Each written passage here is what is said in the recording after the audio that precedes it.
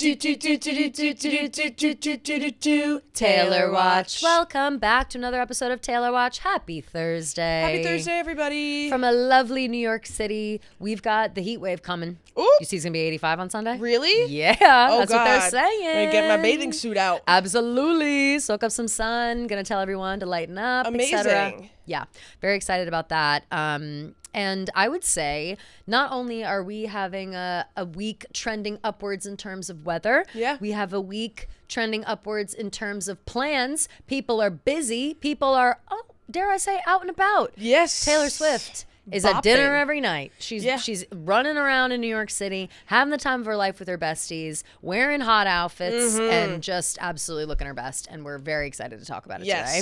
We've got a little bit of that. We've got a couple of snippets from New Heights, Travis talking about their time in London, a little funny conversation with Colin Jost. We've got some Vogue online dress misrepresentation drama. We've got retrofit price gouging drama online, and of course a little bit more information with the about the Songwriters Hall of Fame coming up, and every other outlet that seems to be kind of jumping on that train at the moment. Yep. So we'll get into all of that, of course.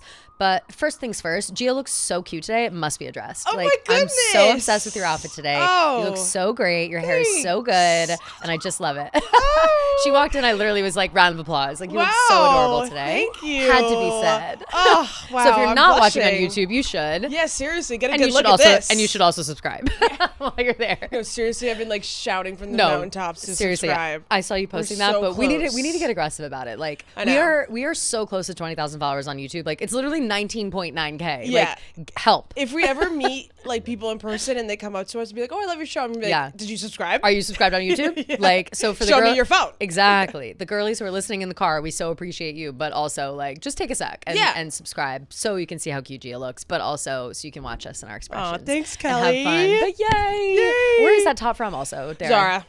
Really cute. Yeah. I love a top like that because it's Yeah. like the sheer, it's cute. I love It's something cute. It's that good kind for of covers summer your neck. it's like it's a transitional top. It's light. Yes, exactly. Yeah. Oh, it's lovely. Thanks. But yes, I would say fashion is a topic of conversation For today sure. many times For over, sure. which is very exciting. We love talking about fashion, of course. But Taylor herself has been out and about. First, in the beginning of the week with her parents and brother.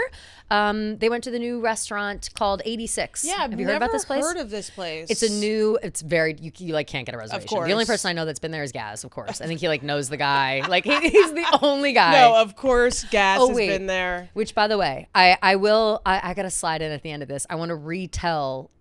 So I had Gia cut something out of the podcast the other day. I had a story about celeb sightings that Rhea actually told the whole story on Chicks in the Office, but the way that I told it was just like in the least discreet way. Like I was just like, no, oh my God, like whatever. So I'll tell it in the way that I'm supposed to tell it at the end of the pod. So, but Gaz is involved in it. That's why. Yes. That's why I brought it up. But Isn't he always? Yeah. And he really is just a guy with all the plugs at all the restaurants. But 86 is a new I think it's like a steakhouse. Yeah, I'm looking at the menu right now. And I think it only seats like 10 people or something crazy. It's like a even very, when you very look it small up, place. it says it's an exclusive and intimate steakhouse. Yes. And it's one of those places where it's like you have to know the chef or you have to know the GM or whatever.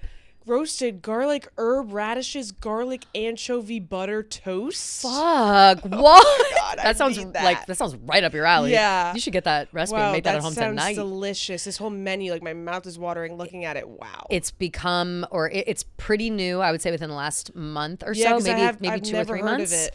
And it's now the it's bee's going to be knees. even harder to get into. Oh yeah, forget it. Yeah. Well, you couldn't even get in to begin with. Right. Like it's one of those spots where it's like just if you have the connections, you can go there. If you don't, you can't. Right, so right. normies like us will not be there. But maybe one day. Maybe one day. But Taylor Swift and her family certainly deserve to be there. Oh, and she looked so cute. So gorgeous in a Valentino mini dress with with a black dress with like a silver sparkly bow detail on top, matching silver sparkly Louboutin peep toe, heels, absolutely gorgeous, hair up, holding hands with Andrea going in. Andrea also wearing her sparkles. Andrea looking gorgeous, fabulous, hair looking better than ever. Seriously. Like, she's got such good like thick hair, and I get really jealous. Yeah, she really does. I was dying though because the videos of them like getting out of the car and going into the restaurant, that's obviously where we've all seen this and why we even know they were there.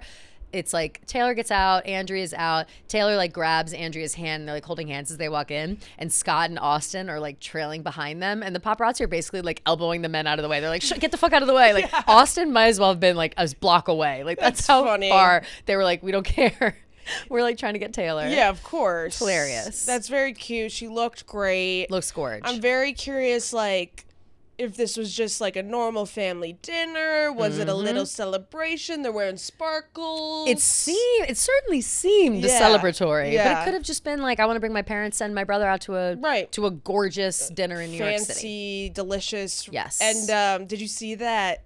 There was like Victoria's Secret like kind of had like a dupe for it, and it sold out in like 5 seconds. Oh, that's so cute! Yeah. Like a very a lingerie similar, or just like a dress. No, just like a dress, like with the same shiny. That girl that we met. Oh my God, I'm forgetting her name. Wait, let me look her up right now because I follow her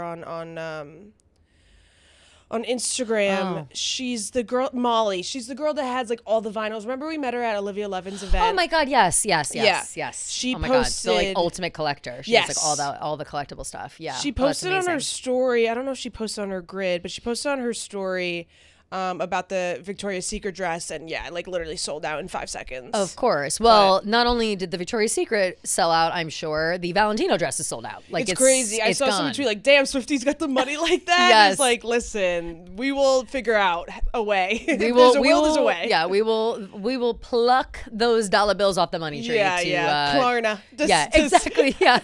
Does Valentino take Klarna? Yeah. Afterpay. Yeah. Unbelievable. But like, it does just prove time and time again, anytime Taylor comes out in a look or something that, is just so her. And I feel like whatever she's doing with her style right now, whether, I don't know who exactly she's working with style wise. Obviously Joseph Cassell is still heavily involved in her styling for major events and stuff, but I'd love to know who's helping out with her day to day. Right. Like her streetwear. Yeah. Because I really do think that it's usually a good mix of high and low. This is really this is the exception to that. She's obviously wearing fucking Valentino, but like she typically has like a few bag. Yeah, right. Like you spilled lipstick in my whatever, y'all. I got Valentino bag, and you know that Vine. No, oh, what? I'm like, do I?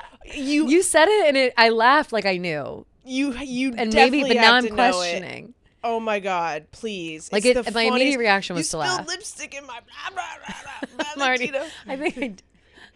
Wait. Oh my God, please load. Oh my God, of course we're in this dungeon. Oh, here we go. Oh wait. Motherfuck. It's always this. Hold on, maybe when it I'll pull it up when it loads. When it comes through, yeah. Oh, Regardless. wait, here we go. Here we go. Yes. Yes.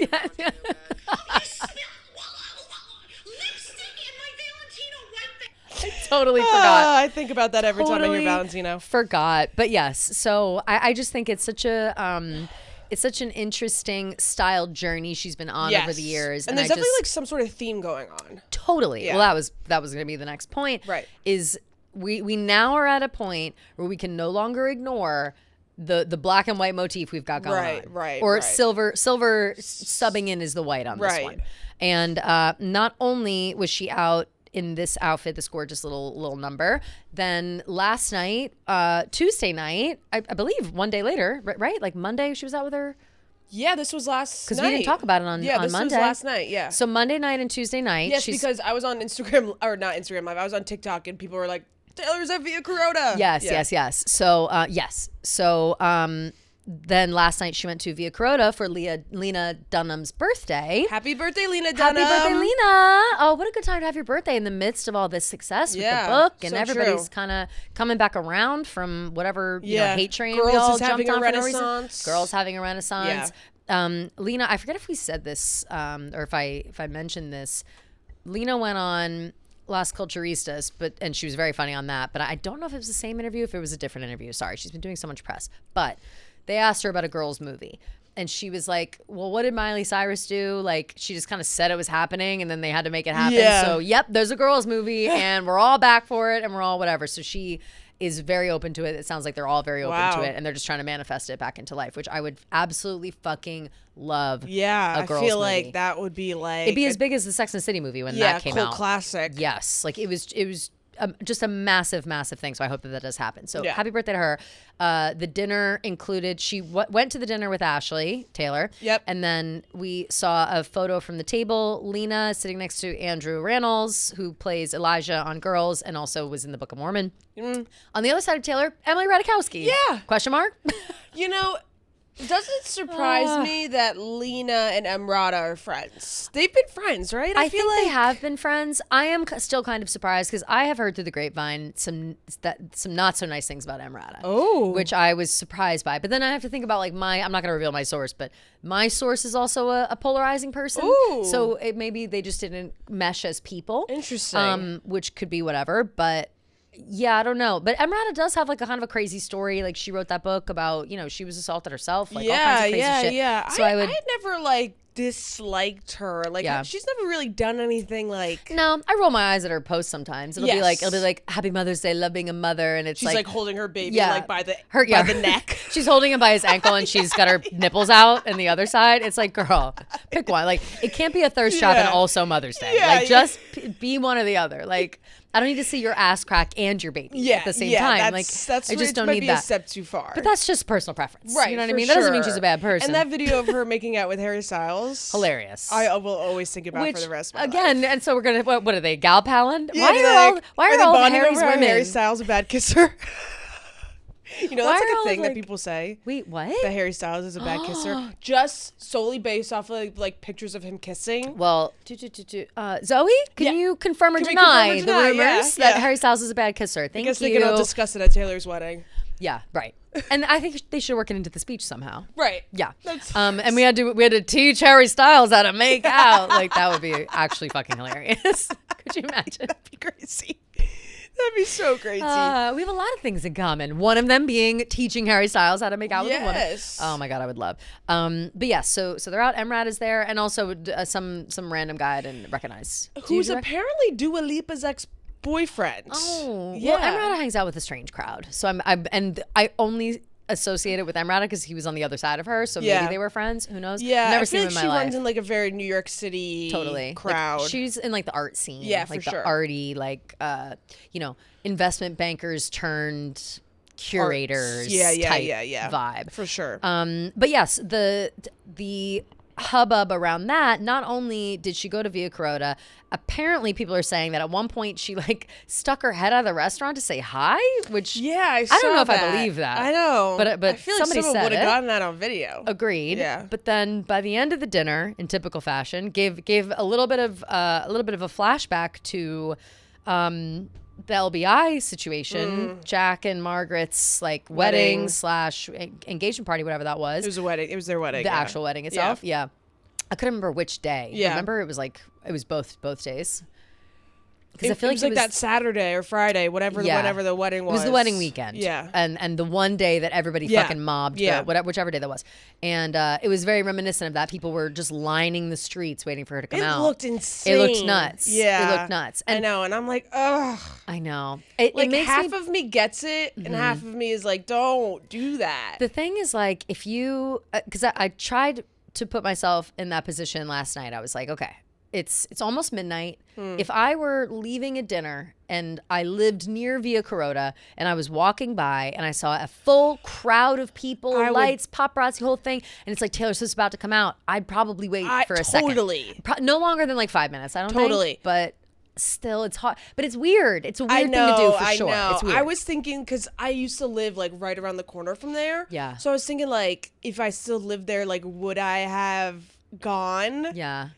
And I feel like low-key maybe yes. Well, you used to live so close. Yes, I feel like it would have been like, oh, I was just going out to get a water. I'm just going to the bodega. Yeah, that's exactly. next to Via Crota. Yeah, exactly. So it's like it's a very popular spot where Via Crota is. It's right by the Christopher Street stop. In like the heart right in of that area of the West Village that's like always popping. Yes. You know, Bar Piccolino's right there, right across the street. Always has young kids and like you know Arthur's, whatever is right next door. Yeah, Arthur and Sons, the like jazz spot or whatever. And like all those like that one Mexican restaurant that's always popping. Yep. So yeah, it's in a very poppin' area. Totally. So yeah, you know, listen, I feel like I don't think I would.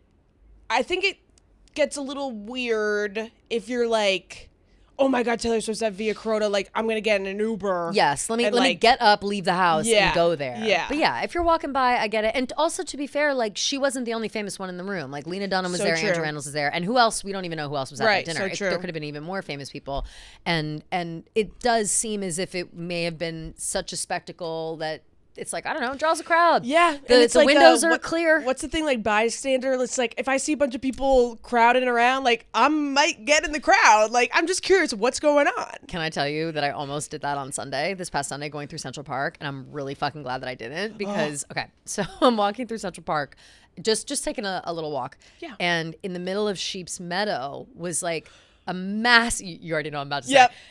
There is a massive, like the biggest meetup I've ever seen, like just thousands of people. And I was like, oh my God, what's going on? Yeah. And in New York City this week, there's been a lot of kind of crazy stuff going on because they're filming like multiple movies in New York City right now. They are. And one of those movies is A Quiet Place 3, and they were filming it downtown, and there was this big, huge, like, apocalyptic bombs going off and cars. People are running. Like it was very cool to see videos of it. And this was like literally a day or maybe a day before or a day after this happened with me in the park. So I'm walking and I see this big crowd and I'm like, oh my God, like what are these people? Like this is so crazy. Like what's going on? And I was so close and I was with one of my friends and I was like, should I go up? Like, or should we go see what's up? Yeah. And we're too lazy to go see. And we're like, whatever. Then I get on Twitter. Apparently it was a Wasian meetup. Which is people who are have like Asian and white parents. Yes. And they all, I guess, wanted to go to Central Park and meet in Sheep's Meadow. Yes. So thousands of people. I've never seen so many people in one spot. We must have maybe we saw the same video of like the girl. Yes. Yeah. She was like headed to the Asian meetup. And she was like, there's Asians everywhere. Like even at the subway stop. I guess like one girl like coordinated the whole thing. Holy and they fuck. had like multiple like Asian lookalike contests. It's like Lola Tongue, Hudson Williams, like all these like people. It's so funny. Well, I almost walked up being like, hey guys, what's up? They would have been like, this isn't for you, babe. Yeah. Keep walking. Irish not allowed. Yeah. Typical. Yeah. And isn't it always going to end up like that? It was always going to turn back around. Irish not allowed. That's so funny that you almost walked up to it. I was this close. Like, what's going on? Like literally, I stopped. Like we were obviously walking next to it, and everybody was in the middle of Sheep's Meadow. Like went up to the gate and was like looking, trying to see, like this close to just walking in and walking up and asking somebody what was going on. I kind of wish you did. I wish I did too, because it would have been just. I would have peed my pants if they're like, it's actually the Asian meetup. Yeah, it's like, oh, are you? Yeah, I'd be like, oh. No, I got mistaken. I thought Taylor Swift was here. Like literally. So yeah, so the streets are mobbed in New York City. She comes out waving, all smiles, whatever. So cute, no harm, no foul. The bow in her hair. She had on a mock neck, like half turtleneck, white long sleeve dress that had a pleated skirt on the bottom, a retrofit outfit. And she was wearing I'm trying to think what the shoes were. Gucci? I don't remember. Gucci shoes. And so looking gorgeous for sure. But here's the thing is that dress, so as we said before with the Valentino stuff, and typically with any sort of fashion that Taylor is wearing, it gets sold out immediately. Yep. Retrofit is one of those brands that is overpriced, in my opinion. Way overpriced. Oh, disgustingly overpriced. Yes, and I feel like I have the authority to say that because I have an outfit from Retrofit. Yeah, I wore it to the Barcelona Awards, and I wrote a blog about it. That dress is gorge. It's a 2-piece. It's a top and a skirt. Oh, right, but there is the also purple, a dress. Right? Brie has the dress version. I didn't realize that we both had the same. Yes. She has the strapless dress. Yes. I have the strapless top and skirt combo. And by the way, still $770. Yeah, no, it's which was a insane. rude awakening to go back and add that up today because I was like, how much did I spend on that? And it was like a $375 skirt, $395 top. Like it's, and I would say for real, like, you know, compulsive shoppers like myself, we know based on the ads that get served to us that like that is kind of the price. Like that, like I don't know how I fell into that brand level where I'm constantly served brands at that price. Same. It's like I never like maybe once a year I buy something that's like $400 to $500, and that's like stretching it. And it's crazy to do that. Like, I bought the outfit just because it was the Barstool Wars. I knew there was going to be a step and repeat. I knew that it was going to be like a whole fucking thing. All my Instagram ads are all absurdly priced. I'm like, oh, that top's cute, and then it's like, oh yeah, well, but too bad it's $298. I'm like, every fucking top is $298. I swear to God. Who has disposable income like that? It's like so fuck much. off. It's so crazy, and it really like it's. For a while, I was buying a lot of clothes at that price point because they were served to me, and I was like, "Oh, they must be good quality." And I started to notice retrofit is terrible. It's terrible quality. Yeah, and like, and that was the first time I realized I was like, "Okay, no, like now I need to really start paying closer attention and read the details of the fabric and shit." I went there once to try on dresses, and nothing looked good on me. Like everything was like ill-fitting. I remember whatever. when you went. What was this for? It was for when Brie and I went to Dallas. Right, that's right. That's right. Yes. And everything looked bad, and like they pressured me into like buying a clutch that was $400 by the way, insane. And it was probably like fake, like pearls and things. Yep. And it's the worst clutch in the entire world. It fits literally my phone, and that's it. Like it fits legit nothing. I don't know why I bought it. I was just like feeling overwhelmed, and they didn't leave me alone. Of course. So it just like I was like, I have to get out of here. I guess I'll just buy this clutch and get the fuck out of here. It's very annoying, and I feel like it's like the Retrofit, the Cult Gaias of the world, like all these brands that are just, they are suddenly unapologetically expensive. Yeah. And people, you know, I would say Retrofit specifically is like an influencer brand. Like I never see like big celebrities wearing. No, I've found them through Alex Earl. Right. Yeah. Like I saw Brie wearing a dress from that Alex Earl. Really, it's, I would say if you're an influencer going to an event or you're an influencer in Miami, you're wearing Retrofit. For sure. You know what I mean? Like that's just kind of their vibe. And you know, whatever, they've cornered the market on that. So to see Taylor wearing a Retrofit dress, for her, it's an affordable dress. Yeah. Like, it's like, oh shit, okay, she's like kind of slumming it a little bit with something that we can afford technically. People immediately found the dress online, and turns out it was on sale. It was like a last season dress on sale for $188 or $189, whatever. Basically 50% off from the original price, which was $398. And I'm sure it was like, it's like 90% polyester too. I'm sure. Yeah. And so or not me, but someone discovered what dress it was, found it online, saw the sale price, and was like, oh my God. Yeah. And then took a screenshot and was like, holy shit. And then went back like a few minutes later, and they had removed the sale and put it back on for full price. That is despicable behavior. I actually can't believe like that how happened. money hungry is this fucking brand? It's so crazy. I lost all respect. $200 isn't enough for them. It has to be $400 for a dress. Like, insane. Give me a fucking break. I understand running a business. I understand if the most famous woman in the world is photographed in one of your outfits, of course you want to put it back on sale full price. Of course, I get that. But if it's already on your website on sale, you got to maneuver it a little bit better than that. And if anything, it's like I would understand it more if you're like a smaller brand. Like this is a huge brand, massive, that many people shop at. That all their clothes are expensive. Like this isn't like a mom and pop small business. They spend. I'd be willing to bet they spend millions of dollars pushing Instagram ads. Like that is their main source of advertising. Totally, is Instagram. So to just, I don't know, like it's almost disrespectful to their customers in a way. That's exactly what I said. To I be said like, that they don't have the respect in the fashion world or for their pieces, like creatively, to disrespect their customers like that. Yeah, and I feel like if you're a consumer, like you would appreciate seeing a dress that Taylor Swift wore and being like, wow, it's on sale. Like, that's great. Like, I could buy this if I like save up my money, or if I have like some money to spend on some clothes. Like, I can buy this. Well, $188 is a hell of a lot different than $400. Totally. That's crazy. Totally. It's literally a 50% markup. Totally. So like, you can gain some respect from new consumers in that interaction. And now you're just totally losing any sort of new consumer to buy because you're getting hoodwinked. Completely. So this is what I said in my blog that I wrote. I think that there was a way they could go about this, because again, we live in a capitalist world. People are making money. People are price gouging. Like, it's gonna happen.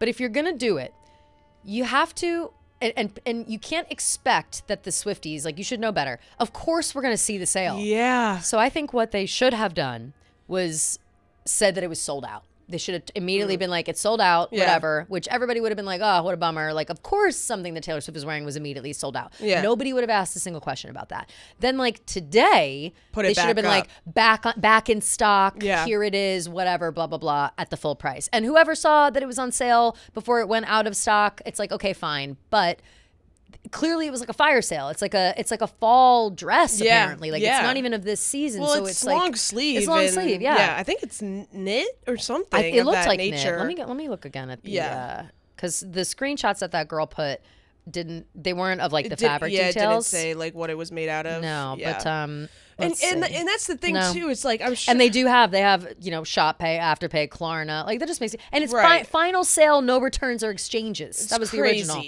And then they put, it's a knit dress. Okay. The Davika knit dress. So yeah, it was definitely like a fall winter dress, and they had it on sale probably because they were like $199. They dropped it down to. I kept saying $188. It was on sale for $199. No returns or exchanges, and then they immediately turned it around back full price. That's wild. Absolutely that's absurd. just like.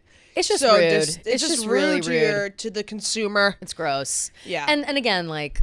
It's like it's not that good. It really isn't. Like, Retrofed is the prime example of a brand that's getting by on people, influencers, pushing the product and looking like rich, or someone like Alex Earl being like, oh, I want to buy what Alex Earl's buying because she's rich and I want to look rich. Like, they did like a big thing about quiet luxury when that was trendy, and they just hit you over the head with their resort wear and like all this bullshit. And it's just, I'm telling you right now, the quality is not there. Like, I have that like top and bottom, and I have to eventually go through some of the bullshit that I have that I just keep hoarding to like maybe sell some of it on Poshmark. But when I look at that dress, I'm like, I'm not going to make any money off this. This skirt is so flimsy. It's like, I don't even know what it's made of. Like, it's just not good. Not good.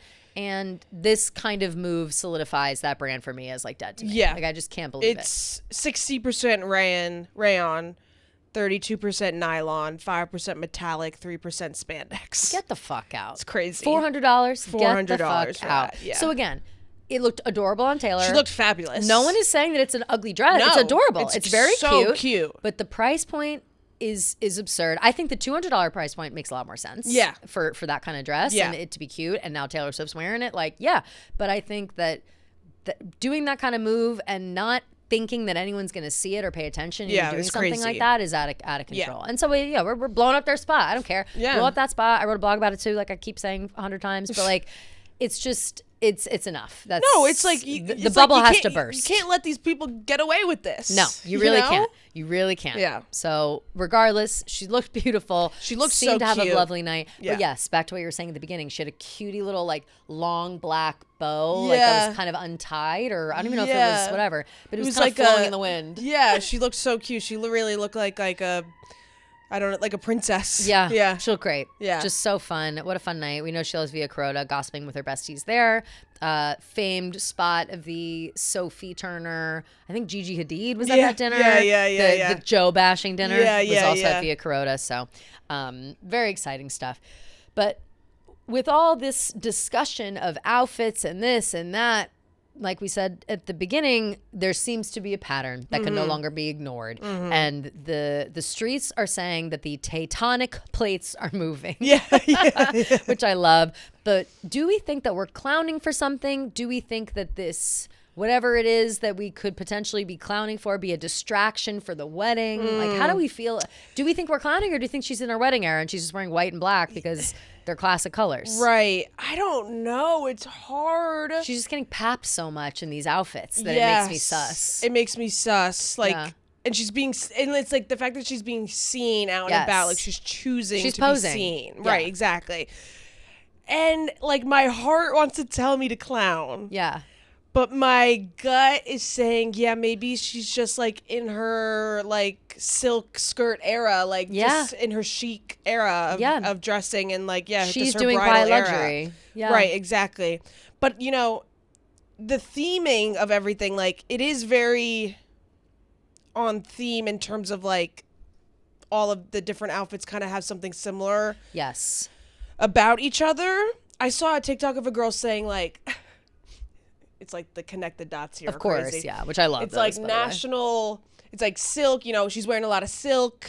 The caterpillar wraps itself in a cocoon of silk before it turns into a butterfly. Silkworm turns into a or whatever caterpillar. Butterfly is debut, and then it's like, how do you make that? Honestly, gave me chills. Yeah. And then she was saying like, oh my god, that silk is made with a loom. And like National Loom Day is August 7th. So they think like debut announcement August 7th, 87. Travis's jersey number. That's I mean sold. Yeah. My nose is on. Like, so like that is so fucking funny. Listen. The silk. Yeah, I think we're conflating a few things here. Like there are silkworms and then there are caterpillars. Yes, but caterpillars wrap themselves in silk. In a cocoon. Yeah. But is it silk? I don't know if it is. I think it's just a cocoon. Right, but what is the cocoon made out of? It's made out of like goo. And then it hardens. What is it? Maybe it is made of silk. All cocoons? I had no idea. By moth, caterpillars, and other insect larvae before pupating. Wow, I had no idea. Yeah, maybe it's like a different type of silk. Sure. That makes sense then. That makes sense. Because in my head, I'm like, silkworms are the ones with the silk that we use. But maybe caterpillars as well. Okay, there's differences between cocoons, pupas, and chrysalises. Chrysalis is where they like the locusts. Yes, right? Chrysalis is the butterfly pupa. Got it. Well, cocoon is a silk like coating. The transitioning. So insect, maybe this girl right? was wrong. I was gonna say I don't want to get weird insect about it, but I don't know. I've never heard that. Cocoons. Moth, caterpillars, and silkworms spin cocoons. Yes. But I don't think a caterpillar's cocoon is made of silk. A butterfly's cocoon is made of goo. Sorry. Cocoons are mostly silk, but they're usually made by moths. Yes. A butterfly's cocoon isn't really a cocoon. It's called a chrysalis. Got it. Okay. And a chrysalis is made of tough skin. Yes. Temporary baggy version of skin. So if you see like a caterpillar, I would have always bet my absolute soul that a caterpillar was in a cocoon but to become a butterfly. I know about that chrysalis. I know about that. Yeah. But I thought that was just like a part of that process. I thought cocoon was like the thing and chrysalis was like what they do inside the cocoon to turn into a butterfly. But I don't, I'm crossing over a lot of bio information. Yeah, a lot of like 7th grade science. Yes. Regardless, I like the theory. Yeah, you know what? I think the theory still stands. Moths, butterflies, they're kind of the same thing. I don't think we need to get involved with the semantics. The nitty gritty. Yeah, we can just say yes. Yeah. But you heard it here first. Exactly. What is it? August 7th, 8/7. Debut. National Loom Day. National Loom Day. And debut is coming, bless. Yes. I mean, I'd like to tell myself that it's clowning for something just because it's more fun. It's more fun to think that. And here is the thing, too. We have to remember that this week, in a month from now, we've got still the Songwriters Gala on June 11th. So like we have these things coming up. And there's also something coming up this weekend. We'll talk about it in a little bit. There's like a For Your Consideration Emmys thing about the Eras Tour docuseries, blah, blah, blah. We'll get into it, but I want to actually talk about the Vogue dress thing first because we're still talking about clothes. But I would say generally speaking, the clowning of it all, the outfits of it all, being seen, it being a pattern of colors, it being a myriad of people, and I just, and the structures are kind of similar. It just feels like this person said the tectonic plates are moving. Yeah, the tectonic plates are moving for sure. It feels like something's rumbling underneath the surface, and it's making me excited. Yes. And I'm still in the debut TV camp. Yep. Still thinking about Toy Story, things of that nature. Toy Story, I think, is going to be a big moment for us all. Yeah. And I'm looking forward to that. But we'll keep an eye out for Selena, and we'll keep our boots on the ground and our ears to the ground and all the other euphemisms just to make sure that we're on top of it. Yeah. Because if she's out and about in New York City for the next month, that shit's crazy. You know, totally. She's taking quick trip. Also, let's think about it. She's in London 4 days ago, a week ago. Yeah. For 3 days. Then she's in Greece for a couple days. Now she's in New York City, back-to-back nights. This girl, jet lag, she runs jet lag. Jet lag is a choice. Right, totally. I would have been, especially coming back from Greece at this point. It's just, I'm tired. Totally. So she's crushing it. Love her for that. Love it. There was a bit of discourse online and some bullying by Swifties, which we don't love. Yeah. Something strange was happening where Vogue was writing an article about the Valentino dress that Taylor wore, the mini dress with the silver bow detail at the top that she wore to dinner with her parents in Austin. And it was misprinted or mislabeled in the article a baby doll dress. Yeah. Which... separately, there's a lot of discourse online, as always. Everybody can't keep their fucking mouth shut. Everybody's got to have their opinion about something, about baby doll dresses in general. Yeah. And Olivia Rodrigo has been getting a lot of heat. Yes, because she not only did in the Drop Dead music video, is she wearing a French interpretation of a baby doll Marie Antoinette type outfit with bloomers underneath. Yeah. People are saying it's childish and juvenile, whatever. It's fetishization babe, it's babe, just say you don't know style. Say you don't know that you're the weird one. Right. What are you talking about? This isn't a baby outfit. This is a classic baby doll. It's borderline lingerie, babe. What are we talking about? Totally. So I guess it's been a style for years. It's called a teddy, actually, if we're really getting down to it. But so there are a lot of conversations being had around that with Olivia. People are trying to bring Sabrina into it too, about how they dress, and they're it's childish but sexy, and what are they doing, and who knows, it's just this dumb thing. So when and most of those dresses that they're referring to are baby doll dresses, and which means that they are short up top and then they bell out right under your bust. And so, which could also be classified, if it's long, empire waist. At one point it was called that. There's a lot of different iterations of this look. I actually probably would have called Taylor's Valentino dress empire waist, just based on the way that the bejeweled bow was falling, but seemingly there was no crease below the bust. So if it's just a straight dress, then it's a mini dress. It's a shift dress, you could say, whatever. So people are getting technical with how it's been labeled, because Vogue wrote this article saying essentially, see, even Taylor Swift likes a baby doll dress, kind of bringing her into that conversation of whether or not this style of outfit is appropriate for grown women. And obviously the intense Swifties that we don't really fuck with got really aggressive about it and was don't bring her into this to prove your point. Either way, whatever. It is a little weird. Totally. In the article they said alarm emoji. Breaking news for all you Swifties, Taylor Swift is pro baby doll dress. Yes. Which is definitely a weird way to go about it. Yep. However, almost as if the Swifties are the ones giving shit to Olivia Rodrigo, which was not... You know what I mean? It was almost tough luck Swifties. That was the tone that was interpreted, I think, by a lot of these people. And because I tweeted I'm confused, because I was so confused about why people were upset. Yeah. And someone responded, said it's more that the article seemed like Vogue was trying to loop Taylor into the recent discourse around Olivia's outfits, opening with Taylor Swift is pro baby doll dress when she's not even wearing one was weird. Yes, and I agree with that. And someone else had brought up the point that Taylor said during the New Heights interview, being sometimes there's a headline and my name is in it, but it's literally none of my business. I don't this has nothing to do with me. Yeah. But someone has looped me in for clicks, and she didn't say that in so many words, but that was the gist. And so it is frustrating to see that, and I think that this people have such a weird thing with the Olivia Rodrigo, Taylor Swift. Yeah, they like, really do. They really can't just separate the two. Yeah, separate the two, or just accept that they're fine. Like there is no beef between these two girls. They're both artists in the pop sphere, and they're doing their own thing, and they're doing well, and one doesn't need the other's approval to do anything. Totally. So why are we acting like they do?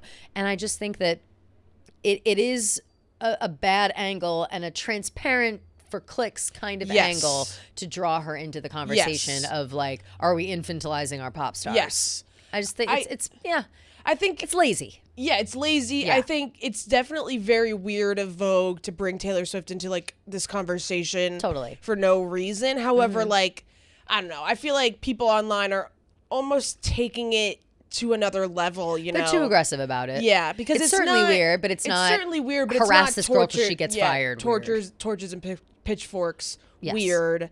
I don't like that they like brought her into it, and I don't like that they like are trying to like use her as an example to justify like the criticisms that Olivia Rodrigo's getting. Because the whole conversation shouldn't even be a conversation to begin with. No, it you know what I mean? Like the whole discourse against Olivia and what she is wearing is so mind-numbingly stupid that I just can't even like bother to care about what comes out of it. You know what I mean? It's so nuts. Like anyone with a brain has seen like every like girly pop sleepover night. Those are the outfits you're wearing. Like what just now popped in my head was Grease, like the Sandra Dee song sequence. They're all wearing that same outfit. Like it's just very like, and like it's even like like 50s cutie. And even like I feel like during like the 90s like grunge era, like I feel like baby doll dresses were very popular too. Like totally slip dresses too. I forget who it was. Maybe it was Courtney Love or somebody like was kind of known for wearing baby doll dresses, whatever. So it's like any type of fashion. So it's like you're the weird one for thinking it's weird. Completely. And maybe the name itself is what's right. Baby doll. Like that's just what it's called. Like it's not. It's just the name. It doesn't literally mean that baby dolls are wearing these dresses. Like you know, it's just it's a very frustrating conversation, and something that I thought and hoped, I guess, people in the world were smart enough to recognize when something is just fashion versus like an agenda being pushed. You know what I mean? Like it starts to get to a point where it's like, are we making an issue out of fucking everything? Like it doesn't make any sense. But part of the issue as well is that people were accusing online Olivia's like team of setting that all up. Did you see that? People were like, Olivia's PR team like are the ones that told Vogue to write this article. I'm like, that can't be. Like, what are you talking about? I refuse to believe that. No. Yeah. It's such a dumb fucking thing. Yeah. It's like why? And I doubt Olivia Rodrigo even cares about like the discourse about like she's busy. She's got an album coming out. Legit. Like, what are we talking about? She's doing so much press like promo. Like it's like why even bother to care? Yeah, exactly. I saw the tip of the iceberg on this discourse when the Drop Dead video came out, and people were talking about her outfit in that video. They were like, she's wearing like, what is she wearing? She's like, looks like a little kid, whatever. I thought she looked so cute. It's literally the most classic interpretation of like a Marie Antoinette sleep set. Like it's just a shorter version of what Marie would wear. It's actually like a sexy lingerie version. So what are we doing? Like I just don't know why people are making that jump to like, it's infantilizing the pop stars. Like it's just you're a creep then. If you're thinking that, sorry, you're a creep. That's exactly what I think. It's like strange. If your mind automatically goes to like little girl when you're literally watching like a 23-4-year-old woman wearing something, like that's a weird thing for your brain.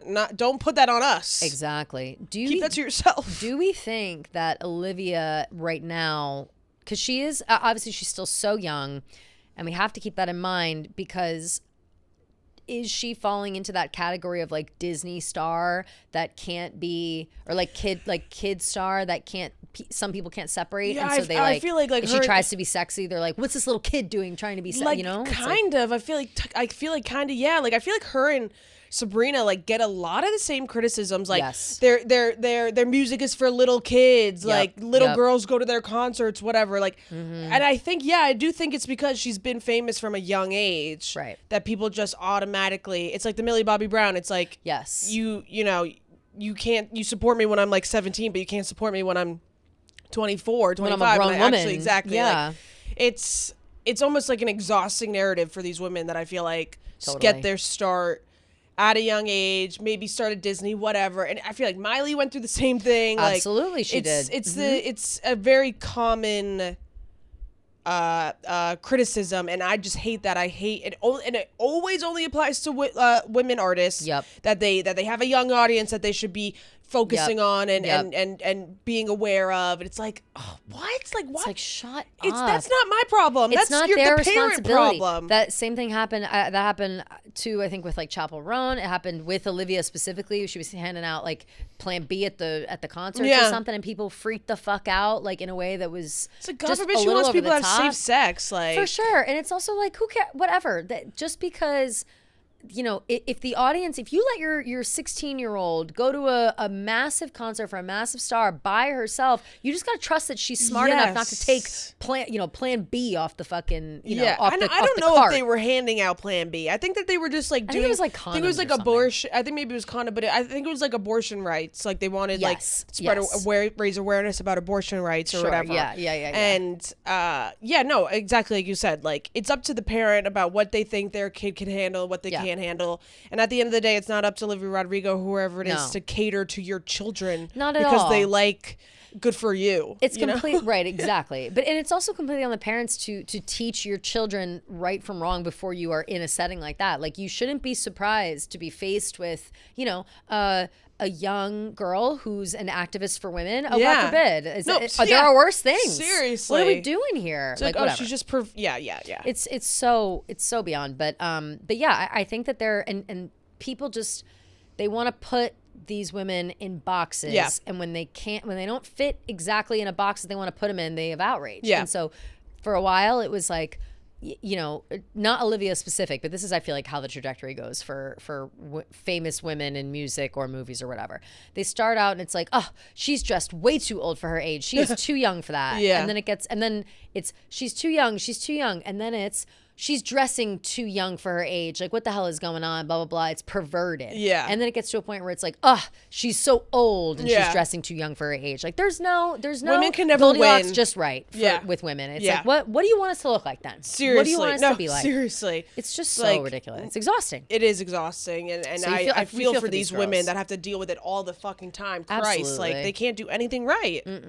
And it's really disappointing. So yeah, it is. Happy that we and all of our Taylor Watch girlies know better than to fall into that bullshit. Totally. Total like PR nightmare. I don't know exactly even who that was.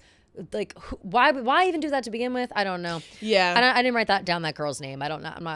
I don't like to pile on to like. I don't think that her offense was so egregious that she deserves to be harassed. Yeah. They did remove the Vogue article from like the Twitter, I think, but it was still on Instagram but Twitter's a cesspool. So yeah, it really I could understand why people were like, the author had to make her account private. Like, that kind of shit doesn't feel good. It doesn't feel good when you hear that someone's getting harassed like that. The punishment doesn't fit the crime. Exactly. Yeah. Exactly. So.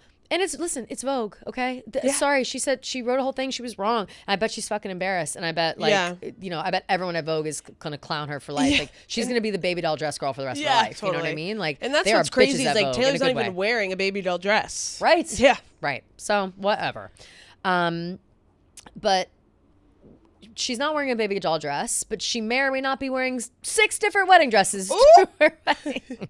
We had a conversation on Z100 come across our desk. Z100. I love New York. Z1, New York. Love. Which we do love Z100, but they were having like a morning, I think Morning Zoo or whatever their morning show is. They do. I can't remember. I haven't listened to regular radio in a long time. Yeah. But they were talking about how they heard they got a tip that a bunch of designers had to sign NDAs and that Taylor Swift was commissioning 6 different wedding dresses for her wedding, some of them decoys to test the waters and see who's spilling her secrets. I think that is horseshit, but what do I know? I think it's horseshit, but it did make me think about Paolo.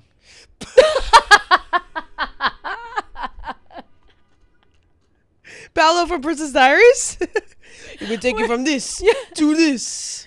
Paolo. I look like a moose. But remember, he was the one that like leaked that she was the Princess of Genovia, and they brought him in, and they were like, Paolo, what the fuck? You signed an NDA with Chelsea, and he was like, I wanted the credit. I made this. I did this. Yes, that's hilarious. I was like, it's Paolo. Yes, I forgot about that. From Princess Diaries, that's where so like that's funny. saying that they are decoy dresses out there. It's like so they're trying to trap one of these celebrity designers. Imagine like Christian Soriano comes out and he's like, I made Taylor Swift's wedding dress, and everyone has to know. That's crazy. Hilarious. So I think the idea of it, I don't think it's so crazy to think that she commissioned many designs from, or maybe even had like a bit outfit like, hey, changes. No, outfit changes for sure, but when you're as famous as Taylor, of course everyone wants to do your wedding dress. For sure. So I would assume that most designers, whether she works with them or not, would have gone out of their way to design something as like a, hey, we would love to make your dress. Here's an example of what we could do, work together. Here's what I've envisioned. Like that is typically how things happen, especially for like the Met Gala or Oscars, Golden Globes. Like designers will either reach out to stars or vice versa, and they'll have conversations and they'll design something based on their likes and wants. But a good way to kind of get your foot in the door is to, reach out to Joseph Cassell or whoever it is that's, working on the planning for her wedding looks, and be like, hey, I've already designed a few of these. What do you think? And if she's looking at a portfolio full of however many wedding dresses, and it's like, yeah, okay, I want 4 of these. I love all these and they're amazing, and I'll have multiple outfit changes. Like that to me makes sense. Yeah. As anybody. Like that it is anybody that's famous. But the idea that Taylor is reaching out and like asking, so let's say it'd be like Stella McCartney, Vivienne Westwood, like I'm trying to think of people she loves. Maybe a Jimmy Choo, Vera Wang is a classic wedding, whatever. Like reaching out to these designers and being like, let me see what you've got as like a test to whether or not they're going to blab about the wedding. Like that to me doesn't feel, Yeah, I don't know. These are well-respected designers who work with celebrities all the time. Like there's not, I don't know. I feel like the people that she would choose to work with are like professional. Exactly. In the sense that they respect her, they respect their working relationship and all of the things of that nature. I just feel like, I don't know. I just don't see a world where she's like trying to like not con, but like trying to like set up them. Somebody. Yeah, exactly. Like trap them in a lie. It's like, or what's trap the point even? And it's almost like a waste of time for the designer too. It's like they went out of their way to. It's like disrespectful. Yeah, I for think. sure. Yeah. Yeah, I don't believe that whatsoever. No, me neither. I just feel like Z100. Like, who's your source? Z100, please. Probably fucking Page 6 or whatever. Yeah, you know what I mean? Like, who knows? Ryan Seacrest. Yeah. Like, please, I can't. Ryan's got his own shit to deal with right now. Yeah. But I do think that the conversation is funny, I would say. Like for sure. It's lighthearted, but ultimately it's like, be real. Yeah. And even thinking about like 6 wedding dresses, like how do you where's the time to wear all of them? Like how long is this wedding? Is it a 12-hour wedding? Right. It's like well, if you think about let's break it down. How many dresses could we fit into a night? I feel like people will typically wear like 3. You know? You do like maybe you do ceremony. Yep. Which is usually like the biggest and the most cumbersome. Yeah. So you're going to not wear that. Then you could change into something for like the cocktail hour. Yeah. And then you could change again for the reception. Yep. And then like change again. After party dress? For the after party? Yeah. So I would say 4. 4 max. And then maybe the rehearsal dinner the night before, right. 5. That's true. Maybe you have 2 outfit changes there. Outfit change for the rehearsal dinner. It's a lot of dresses. Yeah. I mean, if you're trying to put on some fucking fits, to be honest, if I'm getting married tomorrow, I'm probably gonna have 10 dresses. Like that's I'm having at least 3. At least, yeah. Like I will find a moment to have an outfit change. Like that to me is please. not so crazy. But just in terms of practicality, like how many dresses do we need? It's getting absurd once you get past the point of like 5 dresses. Right, 4 dresses, I think, is even kind of crazy. 4 in one night is like the maximum, I'd say. Yeah, I feel like you're spending most of your time changing. Totally. It's like you want to enjoy the moment, not have to worry about the next time you got to change. Especially. And I would say, too, that the changes you're making would decrease in, like, I don't want to say quality, but the outfit you would wear walking down the aisle would be the biggest and most boisterous dress, probably like a princess style, like something that you wouldn't feel comfortable dancing on the dance floor with, you know? So by the time you're like, I would say your outfits probably get easier to move in and shorter as the night goes on. Yeah. So I would say less expensive, less intense, less whatever. I bet I would like to put in a prediction right now, maybe a Cleo Pipette after party dress, yeah, I love that perhaps, brand. like stuff like that. You know, Yeah. like who knows? But Maybe Annie's Ibiza. Annie's Ibiza. I think you can get a Cleo at Annie's Ibiza For sure. You know who but I would love for them to design a dress for Taylor? Zach Posen. Oh, He just take Kendall's dress and give it to Taylor. Seriously. I love Zach Zach Posen's a gorgeous designer. He is so talented and he knows like how to really accentuate a woman's body and make them just paint them in the most flattering way possible. Like I feel like everything he does is so gorgeous. He has like respect for the female figure as art. Totally. You know? Totally. That's a great one. I feel like I feel like he was kind of getting poo-pooed because a lot of people were saying like, oh, Kylie got dressed by Schiaparelli and Kendall got Gap by Zach Posen. It's like, no, Zach Posen. No, Zach Posen is put some respect on his fucking name. Yeah. Like that's Zach Posen and well, okay, so the Zach Posen dress was by way of Gap, and the Schiaparelli dress is Schiaparelli by Daniel Roseberry. Like they have designers behind the whatever. So I think Schiaparelli could be in the running as well. Schiaparelli did her Torture Poets dress. Everybody thought it was Vivienne Westwood, but I think it was Schiaparelli. No, it's Vivienne Westwood.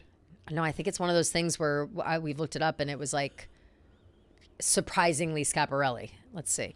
That was the Grammys. Taylor Swift. Oh, for the Grammy Grammys dress where she wore the clock choker. Right. She won for Midnights.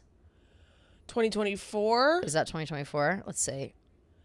Yeah, it's this. Oh, it is Schiaparelli. Yeah, you're right. Okay. But it looks just like. I thought you were talking about TTPD on the Eras tour.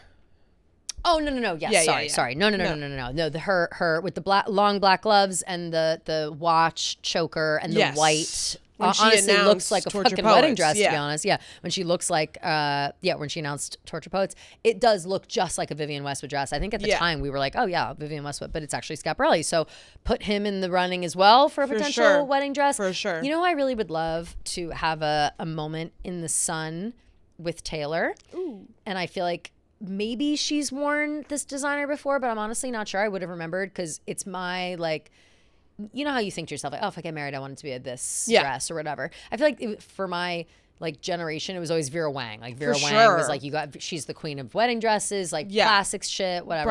Bride Wars. Bride Wars. Yeah, the Vera, you fit you alter your body to fit Vera. Vera doesn't fit you. Whatever.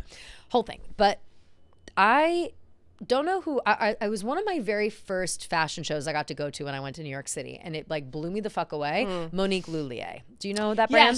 Yes. It is very whimsical. Yes. Very like a lot of tulle, chiffon, pearl. Like bead dropping, like butterflies and like leaves and printed, and it's so stunning. And I think that Taylor's maybe worn like a Monique Lhuillier dress to a wedding as a guest or something like that. Like I am kind of thinking maybe I'm remembering one, but for some reason I just think that because she's so romantic and those dresses have, I think, like the perfect mix of romance and accentuating a woman's figure in like a sexy but respectful way. Yeah. And they're also really well made. Like I would love a Monique Lhuillier throw your hat in the ring somewhere. I would love that as well. It'd be so gorgeous. Yeah. They have really, really gorgeous stuff. And they always do. And they have like a big wedding line. So, you know, and they always do wedding dresses. So yeah, I just think that'd be so cool. Wow. But yeah, it'll be so much fun to dissect. Well, hopefully we'll be able to see all the looks or we'll get, you know,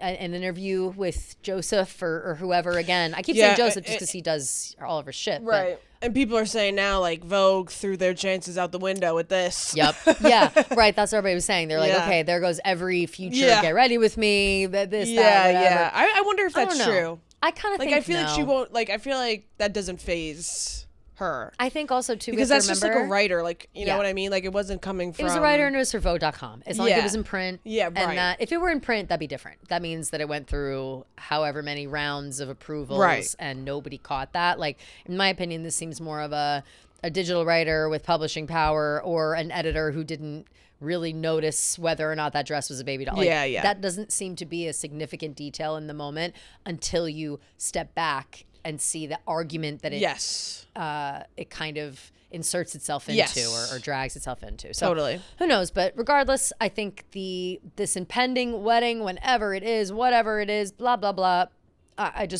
the fashions are going to be out of control. I think we can all and agree. even like I want to see like the wedding guest outfits. Me too. Like I want to see what everyone wears. I want to see what Kelly Teller's got bridesmaids dresses. Yeah, like I want to see the whole thing. The Haim sisters. Yeah. Dying to see all that. Right. Exactly. I think it'll be really fun and really great.